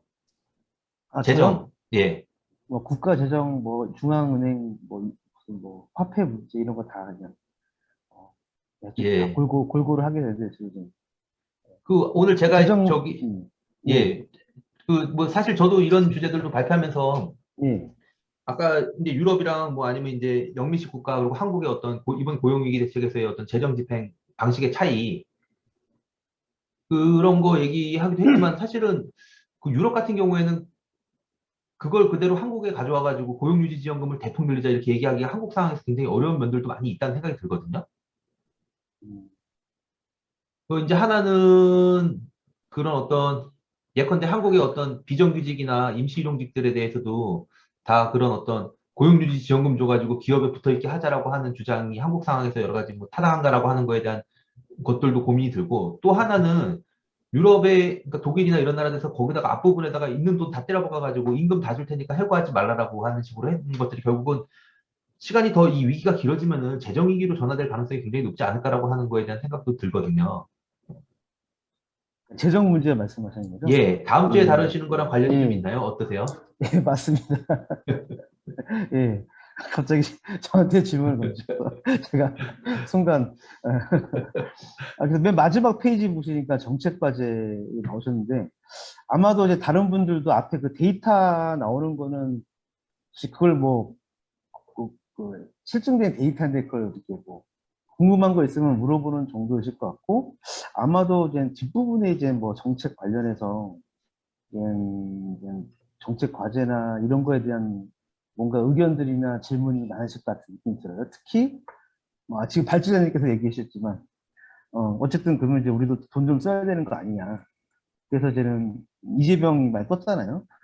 전 작년에 어쨌든 이재명이 기본 시리즈 막 얘기하면서 뭐 대권 주자로 막 다시 뭐 1위 올라가고 뭐 이런 거를 봤을 때 어찌 보면은 그런 주장들에 대해서 왜 우리 같은 운동 사회 단체들이 좀 적극적으로 고민하지 못했을까를 생각해 보면 역시나 국가 재정 문제에 대해서 뭔가 좀 두려움 아니면 뭔가 좀 이게 돈을 풀고 뭐 하는 게 아무튼 뭔가 우리의 이제 주장과 전통적인 주장이 안 맞다는 생각 또는 약간 좀 약간 소위 말하는 케인주의적인 접근법에 대한 그런 피해의식 아니면 열등감 뭐 이런 것들 다 이제 복잡한 얽히면서 뭔가 좀 이렇게 적극적인 목소리를 못 낸 게 아닌가라는 생각이 들어서 다음 시간에 제가 어쨌든 재정이나 이런 얘기 할 것 같긴 한데 그래서 정부도 발표했지만 GDP 대비 다른 나라에 보통 10% 넘게 재정을 쏟아부은 거에 비하면 우리가 한 5%가 안 되는 걸 알고 있거든요. 근데 절대 액수 놓고 봐도 일단 떨어지는 편이고 절대 액수 중에서도 이제 그게 금융 지원적인 형태로 간접 지원 방식이 많아서 쉽게 해서 이제 뭐 대출 좀 많이 좀 이렇게 어눌하게 해주고 그런 거 있잖아요. 이자 좀 많이 깎아주는 식의 이런 직접 지원이 아닌 간접 지원 형태 그리고 금융기관을 통한 지원 형태가 많아서 실질적으로 정말 호주머니에 들어가는 돈이 얼마인가 저는 정말 많이 좀 생각보다 우리나라 경제 규모에 비해서는 적었다는 생각이 듭니다. 그래서 이제 많은 사람들이 이게 뭐냐 좀 더 써야 되지 않겠냐 막 얘기했던 거고 근데 저는 이제 그 주장을 주기차게 했던 이재명이 이제 대중적 지지를 받게 된 거잖아요. 어찌 보면 그래서 다음 시간에 저도 얘기하겠지만 재정 문제에 대해서 갖고 있는 우리가 좀 관념들을 좀 다시 좀 정리할 필요가 있는 게 지금 어쨌든 국채 이자 금리 최근에 좀 올랐다고 하지만 과거에 비하면 거의 유례 없을 정도로 낮은 수준이거든요. 1%대 막 그러고 하고 있습니다. 그러니까 그런 상황에서 가계가 빚을 내서 과연 경기 부양에 불쏘시개가 될 거냐? 이제 가계도 다 힘이 다 떨어졌고 그렇다고 뭐 기업들 보고 맨날 뭐 돈 쓰라 돈 쓰라 이렇게 얘기할 게 아니라 정부가 이런 상황에서 돈 쓰는 게 저는 타당하다는 생각이 들고 다른 선진국들은 다 그렇게 작년에 했거든요. GDP 10% 넘겠다. 물론 코로나 사태가 금방 심각했기 때문에 그런 것일 수 있는데 근데 우리나라가 지금 피해 방역이지 하면서 상대적으로 나름 좀 방역 문제에서 좀 안정화되고 하다 보니까 오히려 이렇게 적극적으로 돈 쓰는데 더 인색했던 게 아닌가 생각이 들어요. 저는 지금 그렇게 접근하면 안 되는 건데. 그래서 저는 한편으로는 이제, 사회 진보를 얘기한다는 진보 단체들이, 어찌 보면 신자유주의자들의 이념과 조응하면서, 이렇게 포주기식 포퓰리즘 갖다가 오히려 비판하는, 그러니까 문재인을 비판하려고 하다 보니까 이제 벽을 다 끌어들이면서 비판하게 되는 건데, 오히려 이제 뭐 자기 함정에 빠진 느낌처럼 보여서 좀 씁쓸했다라는 생각이 들었거든요. 어, 예. 그게요. 제가 사회를 봐야 되는데 지금 제 넋두리를 하고 있네요. 죄송합니다. 아주 제가 궁금해서 여쭤봤던 건데요. 예, 그럼 예. 예. 그래서 이제, 예, 뭐, 예, 이제 그런 생각이고요. 구체적으로 여기 나오신 대로 뭐 MMT나 이런 내용들 아마 다음 주에 제가 좀 상세하게 발제하면서 이제 얘기할 계획이 있기 때문에 지금 제가 사회를 봐야 되는 입장이라 제가 계속 여기서 주구장창 얘기를 떠들기 좀 뭐해가지고 저의 문제의식만 살짝만 그냥 언급하겠습니다. 예. 혹시 뭐 저한테 궁금한 거 있으면 바로 물으셔도 되는데 일단 다른 분들의 어떤 생각들이나 질문들 좀 들어보고요. 일단 하겠습니다. 예. 그게요. 근데 아직 그 질문하시는 분들이 아직 미루 분이 한 분밖에 안 계셔서 그러면 일단 차츰 그러면 그 질문거리가 생기면 또 얘기해 보기로 하고요.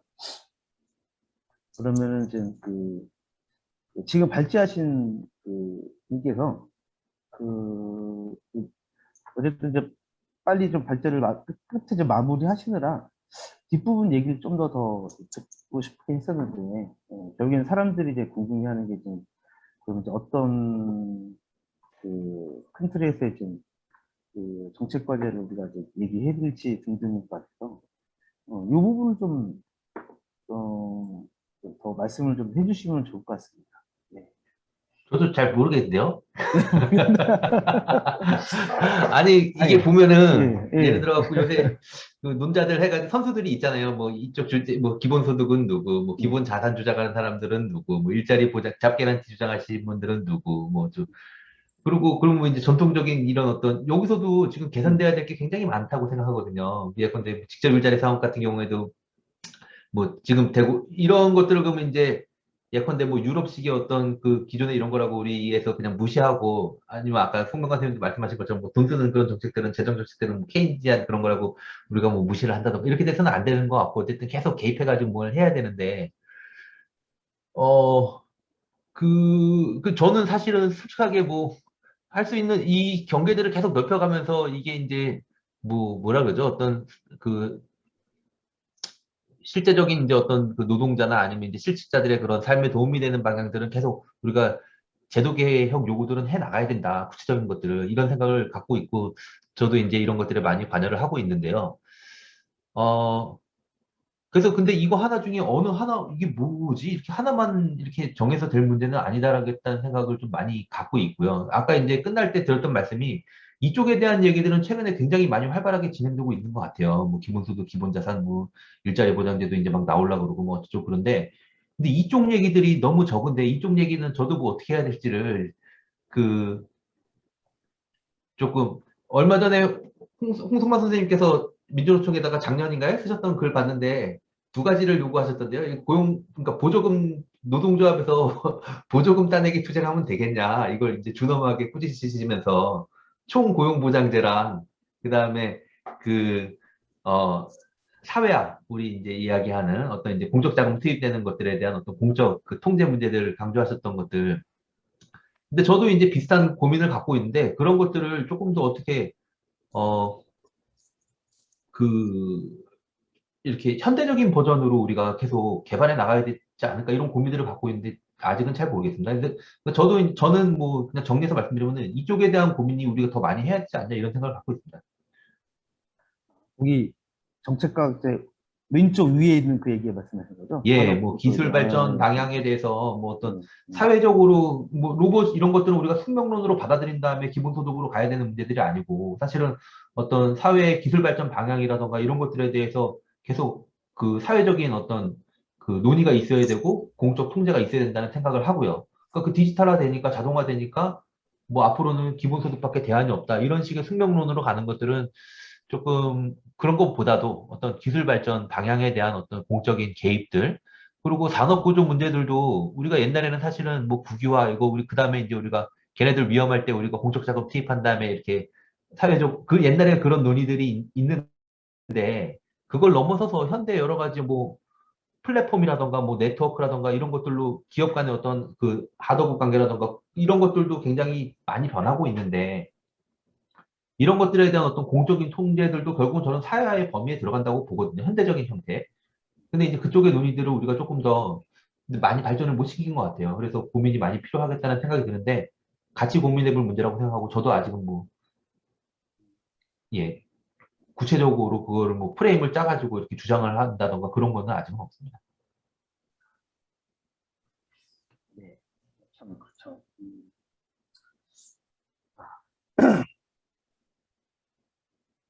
근데 아까 그 말씀하셨던 것 중에 좀 인상 깊었던 게 왜 그 위기 이후에 자동화 얘기하셨잖아요. 예, 요번 위기 이후에 급격한 자동화를 예상 그 부분인가? 자, 얼핏 아까 발제하셨던 와중에 그 맞나요? 예, 예, 예. 예. 어, 그러면서 아까 이번 위기가 고용 없는 회복을 과거처럼 좀 그렇게 그런 패턴으로 반복된다면 유리 없을 정도의 그런 어, 흔히 얘기하는 좀 언택트니 비언택트니 하면서 하는 지금부터 막 그런 그 산업 구조 변화 얘기를 잠깐 아까 발제 중에 하셨던 것 같아서 그게 좀 귀에 좀 많이 들어오더라고요. 그래서 좀 그 얘기가 바로 이 얘기가 아닌가 생각이 들긴 한데, 예, 뭐 관련되는 그런 것 음, 같습니다. 그 기술, 뭐 일자리 문제 같이.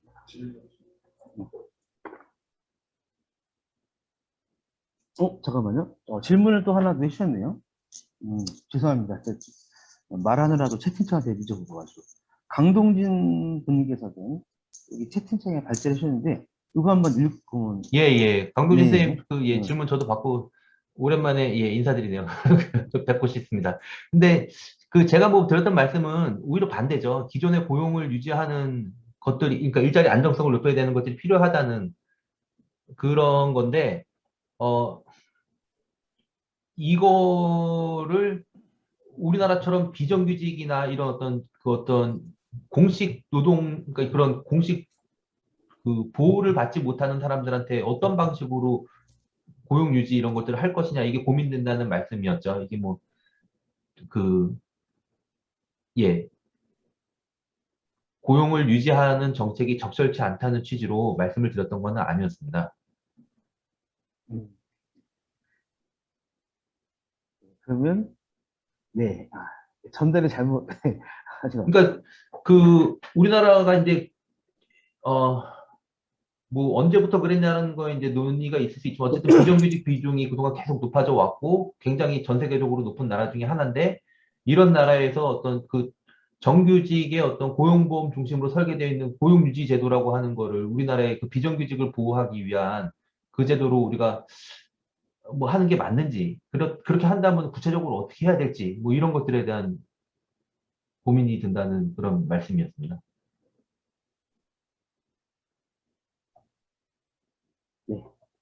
네, 이 질문을 놓고, 네, 얘기하신 거에 대해서 보면 될것 같습니다.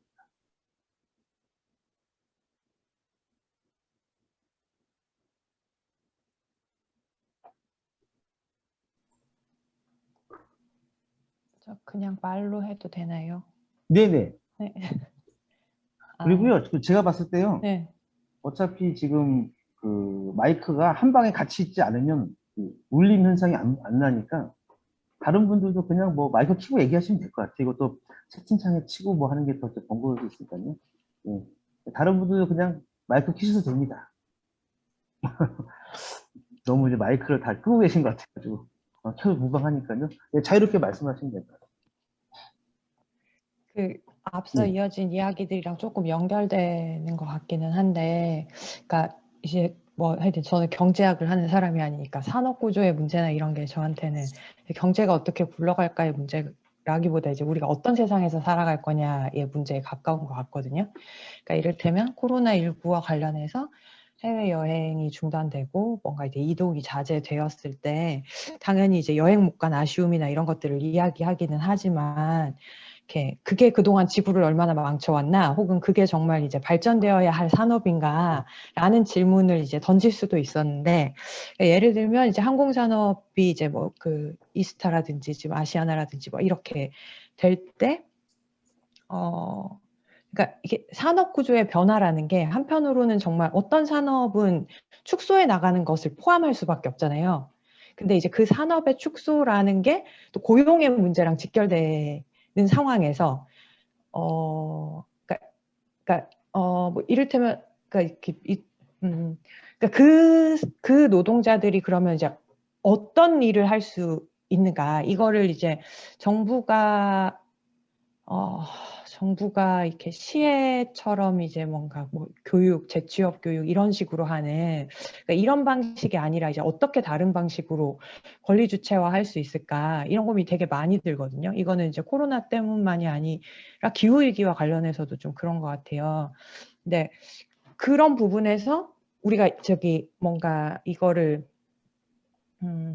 그러니까 이게 제 고민일 수 있지만 하여튼 그런 부분이 저는 어쨌든 이 노동자의 고용과 관련해서 그간 우리가 싸워왔던 것을 이렇게 완전히 그 근본적으로 다시 질문하는 어떤 그 질문들이라고 생각하는데 그게 이제 너무 막막하다는 점과 또 한편으로는 이제 아까 강동진 선생님이 얘기하신 거랑 연결되기도 할 텐데 실제로 일자리 안정성이 그러니까 절실한 사람들에게 일자리를 보장할 수 있는 방식에 대해서 우리가 별로 잘 모르고 있다라는 게 이제 코로나 거치면서 이렇게 어떤 뭔가 지금 사회운동이 처한 어떤 공백? 그러니까 이렇게 정말 중요한데 이게 비어있는 어떤 영역이라는 생각이 들었거든요. 그래서 약간 이 부분에 대해서는 좀 토론을 해보고 싶은 마음이 네, 다른 분들의 고민도 좀 나누고 싶고 네, 그래서 이렇게 얘기를 꺼내봤습니다. 그래서 아까 송명관 선생님 말씀하신 것처럼 저희가 이제 그 사회운동이 이제 재정 관련한 논쟁에서 그러니까 유의미한 세력으로 등장하지 못했었는데 그게 저는 재정에 대한 입장이 부족했다기보다 돈을 쓰면 좋은데 뭐에다 어떻게 쓰라고 할 말이 너무 모호했던 이런 측면이 좀 있는 것 같거든요. 네. 그래서 하여튼, 네.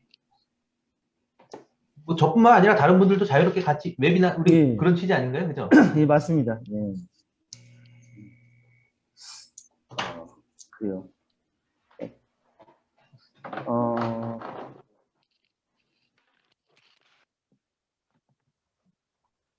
근데 저는 이제 어디다 돈을 쓸지를 구체적으로 우리가 다 이렇게 뭔가 내용을 다 정리해서 얘기를 할 수 있는 그 처지가 아니지 않나 생각이 들긴 해요. 무슨 얘기냐면 우리가 뭐 구체적인 뭐 정책 소스가 있는 것도 아니고 우리가 이제 접하는 데이터들이야 뭐 1차적으로 다 걸려진 형태 어떤 데이터를 보고 그냥 들여다보는 거고 정말 중요한 정책 위반자들이 해야 될 로우 데이터라고 할 수 있는 것들을 우리가 뭐 잘 모르는 상태에서 정교하게 정책을 우리가 제시하면서 재정을 이렇게 써라라고 하는 거는 애시당초부터 좀 힘든 거라고 생각이 들고 그냥 이렇게 화두를 던지는 거죠. 우리가 지금 절실하니까 내 먹고 살기 힘들어 죽겠는데 나 돈 필요한 거 아니냐, 나 내 호주부 좀 채워달라고 이렇게 거기서부터 시작하는 질문으로 좀 접근하는 게 이제 맞지 않을까 생각이 들고 그냥 그게 디테일하지 않다 하더라도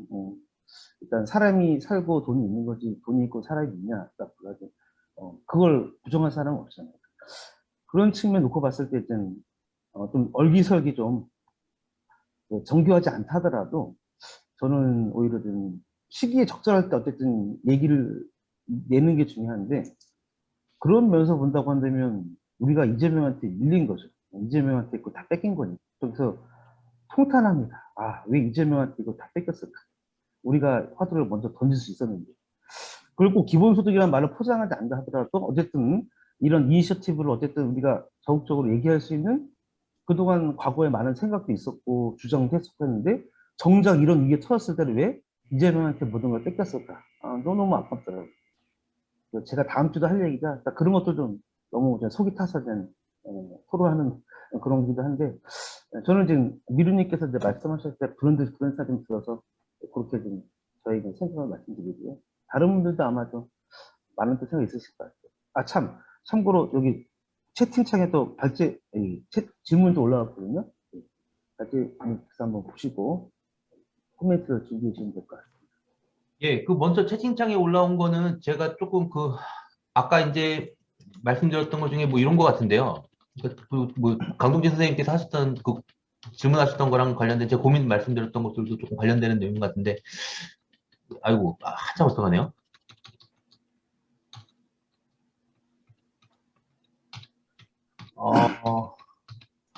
예, 이거네요. 많이 안 갔어도 되는데. 그러니까 이렇게 기존에 이제 그러니까 돈을 우리가 고용 위기 상황이 닥쳤고 그랬을 때 이제 돈을 어느 쪽에다가 이렇게 많이 쓰냐라고 하는 거에서 분명히 유럽 대륙 국가들이랑 영미식 국가들의 차이가 좀 있는 것 같아요. 걔들은 이제 이렇게 앞에다가 많이 쓰는 거 걔네 나름의 이유가 있고 영미식에서 뒤에다 많이 쓰는 것도 걔네 나름의 이유가 있는데 여기는 일단은 어떤 뭐 노조 문제들도 있고 그 다음에 어떤 그쪽에서는 강조하는 것들이 어떤 노동자 뭐 숙련이라던가 이런 걸 얘네들이 그러니까 이게 좋다 싸우는데요. 경제학계 이제 논의를 조금 설명을 드리면은 어느 게 더 유용하냐 이런 거에서 뭐 기업 여러 가지 특수적인 숙련이라던가 뭐 그런 어떤 기술 발전도 급격하거나 혁신적인 이런 거보다도 이렇게 점진적으로 이루어지는 이런 어떤 그런 사회 시스템 이런 거 속에서 어, 기업 특수적인 숙련들 이런 거를 보존하기 위한 한 가지 사회적 제도로서 이런 걸 이제 강조하는 유럽 국가들 같은 경우에는 이런 논의들이 있는 것 같아요. 그리고 영미식에서는 이런 거 강조하는 것들이 그 뭔가 이런 어떤 시장의 기능에 대한 어떤 믿음 같은 거겠죠. 이렇게 해가지고 기업 나름대로 그런 건 기업이 알아서 판단할 문제 아니냐 그래가지고 데리고 있을 사람은 데리고 있고 해고할 사람은 해고한 다음에 그럼 해고한 사람은 또 빨리 재취업으로 자기한테 맞는 대로 이렇게 재배치하도록 하는 것들이 사회 전체적인 효율성 높이는 데 도움이 되는 거 아니냐. 얘네들은 영미식 그런 거 이제 주장하는 애들은 그런 철학적 배경이 있는 것 같고 이쪽은 그런 배경이 있는 것 같고 기업 특수적인 숙련 보호라던가 이런 것들 어떤 그 거시 안정성, 사회 내에서의 갈등 봉합 이런 것들을 강조하는 철학적인 배경들 이런 것들이 좀 있는 것 같아서 예 이게 이제 지금 말씀하신 그 관점의 차이가 어디서 나오냐 이런 거에 대한 질문으로 조금 답변으로 조금 경제학계 논의를 설명을 드린 거고요. 제가 아까 강동진 선생님 말씀에랑 또 이제 좀 관련되고 했던 것들이 근데 사실은 그 논의를 여기다 갖다 붙이면은 아까 이제 미주 선생님이 하신 말씀이랑도 좀 비슷한데요. 이번 위기 때도 보면은 비정규직들이 해고되는 사람들은 다 비정규직들이고 이쪽 아니면 이쪽에 이제 어쨌든 재정 지원의 대상이 되는 사람들이 그 비정규직들인데 이 사람들을 이 논리로 갖다 붙이려고 그러면은 그 비정규직들이 갖고 있었던 어떤 기업 특수적인 숙련을 보호해야 되는 식의 논리 같은 것들이 뭔가 약간 좀 그 유럽 대륙에서 이거를 중심으로 해갖고 발전한 것들이 비정규직을 염두에 두고선 이런 제도들이 발전된 게 아닌 상황에서 한국에 이거를 적용하려고 그럴 때 뭔가 이걸 좀 악우를 잘 맞춰야 되는 이런 제도들을 도입을 하더라도 그런 고민이 든다는 그런 말씀이었습니다. 그래서 한국 같은 경우에는 지금 사실은 비정규직 일용직들을 이걸로 보호하기보다는 이걸로 보호하는 게 맞다라고 하는 뭐 그런 것들도 있는 것 같고요. 그리고 우리나라는 그, 어, 역사적인 것도 있는 것 같은데 이런 실업급여제도가 우리나라에서 처음 도입된 게 95년인데요. 95년에 도입됐는데 근데 사실은 이게 본격적으로 본격화됐던 게 98년 외환위기 때 정규직들 대량 해고하면서 정리해고 이거에 대한 반대급부로 그 사람들에 대한 실업급여 지원하는 이런 것들이 정규직 중심으로 세팅됐던 것들이 있었거든요. 당시에. 그러니까 그 이런 상황에서 그 제도가 현재까지 큰 틀에서 변화 없이 유지되고 있는 상황이라고 보시면 되는데요. 이번 위기를 거치면서 앞에서 이제 제가 보였던 그래프들도 98년 위기랑 2008년 위기랑 이번이랑 굉장히 많이 달라졌잖아요. 그러면서 이거랑 이거에 관련된 거를 정규직 중심으로 설계되어 있는 거를 어떻게 우리가 보완해야 되냐라고 하는 문제. 그 다음에 또 여기 이제 안 나왔지만 특수고용 문제들도 같이 결부돼가지고 얘기가 많이 되는 것 같아요. 그래서 근데 아직은 지금 이제 그 판이 흔들렸는데 방향은 좀 갈피를 못 잡고 있는 그런 상황인 것 같고 우리도 이거에 좀 적극적으로 고민을 갖고선 뭐 할 필요가 있겠다라는 그런 생각이 들고 그 산업 구조 문제 같은 경우는 사실 문재인 정부 들어서가지고 뭐 한다 그랬을 때 처음에 했던 것들이 그러니까 한국 경제 그동안의 어떤 그 성과 평가 같은 것들을 하면서 매 하는 얘기가 뭐 대기업 위주의 수출 제조업 대기업 위주의 어떤 그런 양적인 성장 정책은 한계를 다했고 그래서 뭐 어쩌고저쩌고 하면서 했는데 그 뒤에 실제로 보게 되면 그 당시에 그래가지고 뭐 소득주도 성장이니 공정경제니 혁신성장이니 이런 거 얘기했는데 공정경제 혁신성장 부분에서는 지금 문재인 정부에서 이렇게 괄목할 만한 어떤 그런 개혁적인 성과가 거의 없는 상태에서 이런 건 지금 엄청 열심히 하고 있거든요. 그쪽에서도. 근데 이런 것들이 깔려 있는 것들이 여기에 있는 것들은 그냥 민간 기업들이 시장에서 그냥 되는 것들은 그거는 뭐 정부에서 개입할 그 영역이 아니고 그런 것들로 인해 가지고 이런 위기들이 발생했을 때 혹은 이런 실업자들이 나올 때 그 사람들을 뭐 어떻게 할 거냐, 뭐 특고가 늘어날 때 그걸 어떻게 할 거냐 이런 사후적 대책들 중심으로 해갖고 막 가고 있는데 조금 더 어떤 노동운동 진영이나 진보 진영 같은 경우에는 조금 더 선제적으로 이 앞부분으로 나가가지고 이걸 이렇게 문제 삼으면서 이렇게 해야 되지 않겠냐. 근데 이제 그거는 저도 이제 뭐 말씀드린 것처럼 답은 없고 고민해야 되는데 당장 기후변화 문제들 같은 것들도 이제 중요할 것 같고 그 다음에 인간의 노동을 뭐 기계로 대체하는 거에 대해 가지고 요새 얘기가 많이 되는 것들은 뭐 로봇세 같은 것들도 있을 수 있고 그런 것들도 어떤 기술 변화 방향에 사회가 개입하는 거잖아요. 로봇세 도입이라던가 플랫폼세 같은 것들도 플랫폼 기업들에 대한 여러 가지들에 대해서 어떤 사회적으로 그 하는 것들 뭐 이런 것들이 제가 생각하는 뭐 여러 가지 그러니까 그런 산업 정책, 산업 구조 변화 이런 거에 그냥 예가 되지 않을까 생각해 봅니다.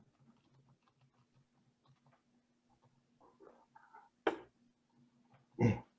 그 이현주님, 김한주님이 올려주신 질문에 대한 답변과 함께 또 여러 질문들을 또 같이 또 엮어서 박지사님께서 말씀해 주셨습니다. 조금 더 소개를 예. 드리면은 뭐 어쨌든 아까 이제 뭐 여기 뭐 MMT 요새 유행하는 것들을 말씀드렸는데 이쪽에서도 보면은 기술 발전 이런 거에서 진보적인 최근 담론으로 유행하는 것들이 뭐가 있는지 저 잘 모르겠는데요. 사실은. 근데 뭐 MMT 비슷한 급에서 유행하는 걸로는 그게 이제 MMT가 진보적인지 모르겠다는 전자에서 그거 비슷하게 이제 유행하는 걸로 말씀드리면은 뭐 마추카토 이런 사람도 있거든요. 그러니까 마리아나 마추카토라 그래가지고 그 이쪽 동네 사람들이랑 친해요. 뭐 일자리 보장제 MMT 그러니까 뭐 뭐라 그러지? 그 급진 좌파는 아니고 한 중도 개혁파 정도 되는 그래갖고 뭐 어떤 그 국가가 어떤 기술 발전에 있어가지고 그걸 민간한테만 경쟁의 결과물로 맡겨놓을 게 아니라 국가가 이렇게 좀 적극적으로 이렇게 개입하는 거에 대한 기술 발전 자체에 국가가 개입해야 된다는 뭐 그런 얘기들도 있고 뭐 요새 보니까 뭐 도넛 경제학 해가지고 그 뭐 그러니까 몇 가지 논의들이 있는 것 같은데 어쨌든 조금 더 여기서 어떤 청사진들이 그 진보 나름의 어떤 그런 플랜들이 있어야 되지 않을까 이런 생각입니다.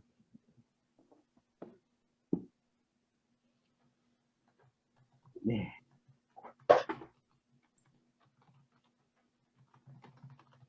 혹시 그 다른 분들께서 MMT라고 하는 그 영어로 세 글자 나온 거가 뭔지 궁금해하실 것 같아서 예, 다른 건 다 한글로 다 쓰이는데 이거만 MMT 하니까 이게 뭐냐? 그래서 지금 송수님이 설명해 주시죠. 다음 주에 예, 발제하실 예고. 예, 이게 이게 그러네요. LITC도 있네요. 어, 그 MMT는 그 현대통 말 그대로 모던 모니터리 수열이라고 하는 건데, 일단은 재정과 그러니까 쉽게 얘기해서 중앙은행하고 그 정부하고 한 몸으로 취급하는 겁니다. 그러니까는 과거에 보통은 이제 중앙은행과 지금 재무부가 서로 별개로 있고 한쪽에서는 통화 정책을 담당하고 한쪽은 재정 정책을 담당하는 걸로 생각을 보통 이제 많이 생각을 하죠. 그렇게 역할 분담을 하면서 지금 이루어지는 건데 MMT는 이제 국가 재정의 원리가 분리되어 있지 않고 한 몸처럼 보시면 되는 거고 그래서 이 사람들은 이제 균형 재정 론단들과 달리 재정과 이 세금이라는 개념을 좀 다르게 좀 이해하는 부류라 원래는 이 사람들이 다들 경제학계에서 이단화 취급받은 사람들이에요. 이게 뭐 말도 안 되는 소리냐 거의 뭐 완전 저기서 이제 변방에서 정말 개미 목소리만큼 내는 그런 사람들이었는데 이 사람들이 급부상을 한 거예요. 최근에 한 몇 년 사이. 그러니까 그 급부상을 하게 된 배경은 대중들이 막 사람 환호하고 막 봐라 돈 그동안 풀었는데 다 저기 월가 금융 기업들만 다 배불리고 도대체 우리 호주머니에 돈 거는 들어온 건 뭐냐 막 그러니까 그래서 이제 국가 재정이라는 거에서 근본적인 질문을 막 했고 그 제가 알기로는 MMT의 유명한 학자들 중에 몇 명이 지금 바이든 정부에 들어간 걸로 알고 있거든요. 그래서 지금 올해 보면 이제 바이든 정부가 되게 재정 부양 정책 대규모로 지금 추진했고 좀 이따 또 인프라 뭐 또 몇 주 또 한다고 하는데 그런 식의 배경에는 어쨌든 기존의 그 통화 재정 정책에 대한 신자유주의적 어떤 관점 다 제가 봤을 때는 이미 계기가 된 느낌이 있어요. 뭔가 좀 신자유적인 비판 이후 상황으로 좀 가고 있다. 그래서 도대체 이걸 그럼 어떤 상황으로 봐야 될 거냐? 그렇다고 이런 상황을 좌파가 이니셔티브를 갖고 있는 것도 아닌 거니까 저의 그냥 개인적 견해는 우파적 관리주의 형태 뭐 이렇게 그냥 대충 말을 좀 버무리 이렇게 해봤는데 그래요. 이니셔티브는 우리가 죽이는 게 아니니까 그러면서 관리주의적 형태로 기존의 신자유주의 질서랑 좀 다른 형태로 좀 재정 규율부터 시작해서 좀 바뀌고 있는 게 아닌가 싶고 그 한복판에 중앙은행의 큰 역할의 변화가 있다는 게 좀 주목할 부분에 들어서 여기 지금 재정과 MMT 관련해 가지고요. 사실 이제 어쨌든 돈을 어떻게 쓰고 어떻게 어느 정도까지 써야 될까 자꾸 이제 질문이 되잖아요. 그래, 어려운 걸 알겠는데, 돈을 어느 정도로 어디에 어떻게 써야 돼 나갔을 때, 재정 문제가 항상 그 질문을, 이렇게 우리의 발목을 잡는 부분이라, 이 부분에 대해서 사람들이 좀 자시자만 얘기하지만, 과거의 신자유적인 어떤 습관을 다른 관점에서 봐야 되는 시대적 상황이 지금 우리에게 도래했다라는 게 제 생각이고, 그래서 아마도 이걸 둘러싸고 그렇게 대중적으로 많은 논쟁들이 있고, 그래서 MMT 같은 진짜 경제학계에서 이단화 취급받은 사람들이 주류를 막 부상할 정도로 주류학계에서 막 이 사람들 얘기를 막 차용해 갖다 쓰는 이런 일이 지금 벌어지고 있는 게 아닌가라는 생각이 들었습니다. 뭐, 그리고 추가로 여기 일자리 보장제라던가 뭐 기본소득이나 이런 얘기 하면은 그럼 돈은 어떻게 할 건데? 이게 당장에 따라오잖아요. 근데 이런 거 할 때도 그럼 예를 들어 갖고 우리가 이제 균형 재정 내에서도 한다라 그러면은 부자들한테 세금 더 걷으면 되지. 이렇게 갈 수도 있는데 요 MMT 같은 분들은 적자 나면 어때? 그냥 풀면 되는 거지. 이런 게 또 있죠. 그러니까 그 네, 계속 그렇죠. 예, 지속적인 적자에 대해서 가능하다. 뭐 이런 하는. 그러니까 우리가 이제 증세를 통한 뭐 복지 이런 얘기가 있는데 이 사람들은 이제 굳이 증세할 필요 없다. 괜히 세금 올리니 뭐니 뭐 이렇게 옥신각신 싸우지 말고 그냥 정부가 돈 찍어서 하면 된다라고 하는 입장이거든요.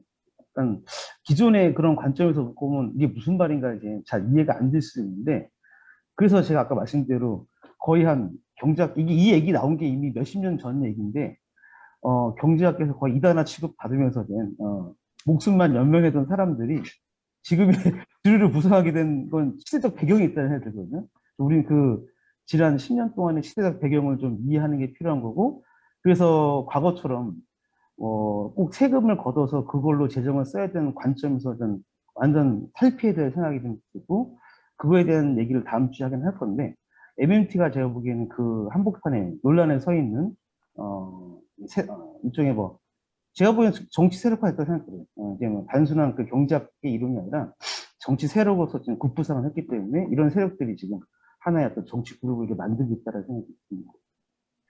그런 거 영향을 받아가지고 이제 뭐 우리나라에서도 좀 뭐 기본소득 붙여가면서 이렇게 좀 얘기하는데 뭐 MMT를 둘러싼 얘기는 아니지만 그런 비스무리한 어떤 그런 뉘앙스를 좀 갖고 있는 말들을 좀 하죠. 하는데 이제 정확히 이제 MMT에 대해서는 우리나라에서 뭐 논쟁이 된 건 아니니까요. 이건 이제 미국에서 참 막 최근에 좀 화제가 된 내용들이 다음 주에 좀 그렇게 좀 제가 좀 얘기는 하겠지만 그래서 다시 요지를 말씀드리자면 재정 문제에 대해서 바라보는 근본적 시각을 정정하자는 이 사람들 요지라고 보시면 되겠습니다. 그래서 아까 말씀드린 대로 굳이 뭐 세금 걷어서 뭐 이렇게 하지 말고 필요할 때 바로 써야 한다는 얘기. 그 얘기가 바로. 그리고 이 사람들은 또 그렇게 해서 이제 썼을 때 그러면 이제 세금이나 이런 것도 꼭그 뭔가 좀 국가 재정에 필요한 것만큼의 뭐 세금 이런 개념이라기보다는 말 그대로 화폐 총량 관리적 차원에서 세금을 생각하는 거라고 보시면 돼요. 화폐가 너무 많아져가지고 불필요하게 많으면 세금해서 조세를 거두면 되고, 그러니까 화폐량을 조절하는 차원에서 세금 관점을 바라보니까 되게 다르죠. 우리는 뭐 소득이 있어야 세금 내고 이렇게 생각하는데 그런 거랑 전혀 다른 관점이 소득 관점, 소재 관점이라고 보시면 될 것 같습니다. 화폐적 관점으로 이제 조세를 바라보는 그런 특징. 그래서 이 사람들의 주장은 이제 지금 당장 또 돈이 필요하니까 예, 원하는 만큼 쓰자라는 게 주장이고요. 제가 또 이렇게 얘기를 또 하다 보니 또 이렇게 제 얘기를 길게 하고 있네요. 질문 자, 하나만 그러면 더 해도 될까요? 예. 시간이 거의 다 되긴 했는데 제가 지각해서 잘 못 들었는데 그 처음 시작하면서 코로나19 이제 시작된 이후에 취업자 수 그 회복은 엄청 느린데 지금 자산 가격이나 그러니까 코스피나 아파트 매매가 이게 이제 엄청나게 그 이렇게 오히려 이전보다 훨씬 더 급등했다고 했잖아요.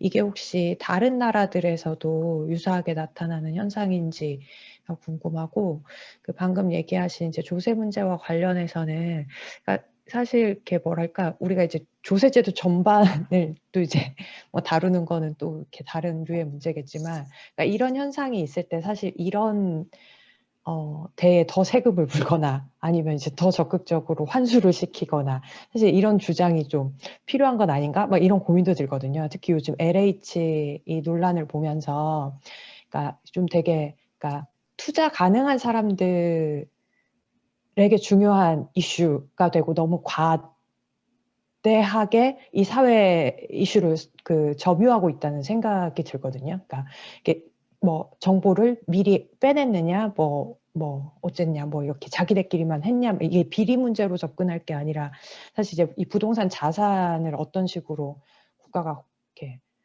처리할 거냐, 혹은 처분할 거냐의 문제로 접근해야 되는 거 아닌가 싶은 생각이 드는데, 네, 그래서 두 개의 질문인데 끝날 때 너무 죄송합니다. 저도 이게 사실은 뭐 아까 이제 뭐 간단하게 다른 나라도 그랬냐라고 하는 거는 많이 그런 것 같습니다. 다른 나라들도 보면은 그 뭐 유럽에 있는 나라들도 그렇고 미국도 그렇고 주식시장 주가는 엄청나게 올랐고, 그리고 과거에도 그랬나라고 해서 봤더니 과거에도 근데 이 위기 때마다 이렇게 조금 다 뭐 앞에서 이제 생산 회복되는 걸로 봤는데, 과거에도 보면 자산 시장이 훨씬 더 빠르게 큰 폭으로 회복돼 가지고 호황으로 바로 치달았던 그런 것들이 있었던 것 같고요.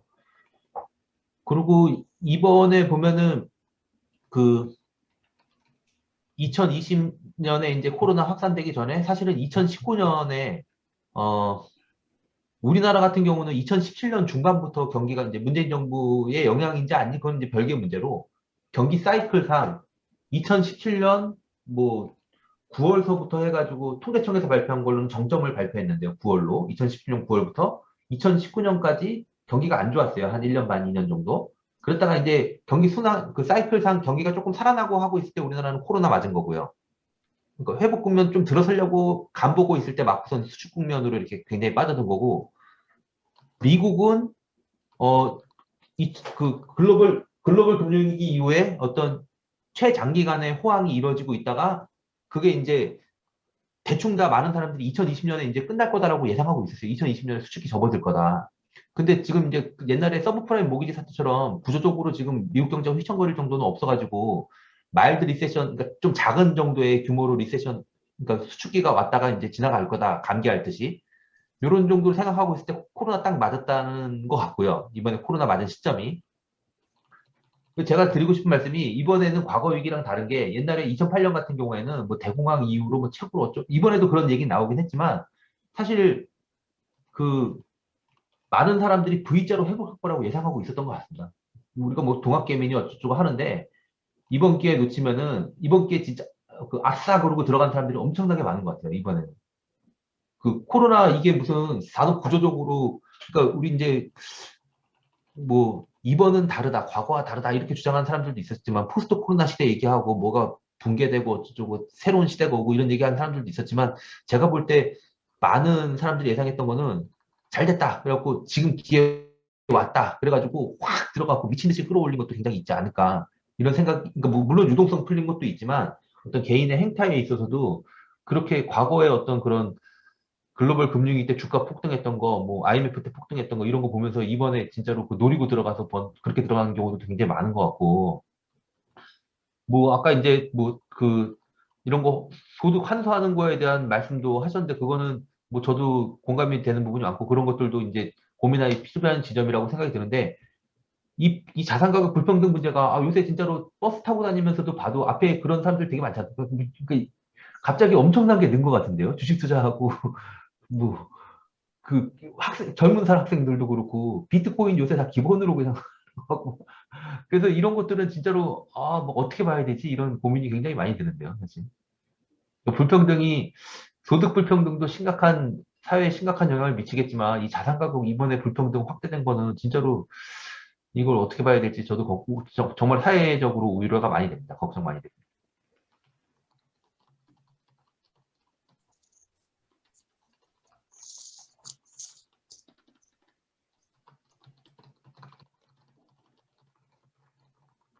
한마디 첨언하면 작년에 우리나라 주식시장이 거의 그렇죠?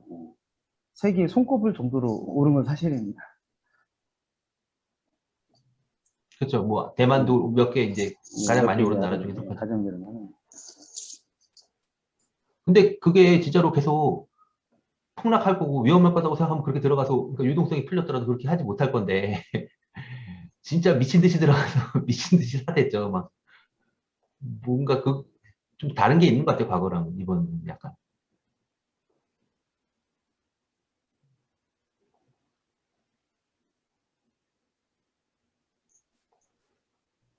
요 관련된 얘기도 제 다음 주에 부채 가계 부채랑 관련이 되나요?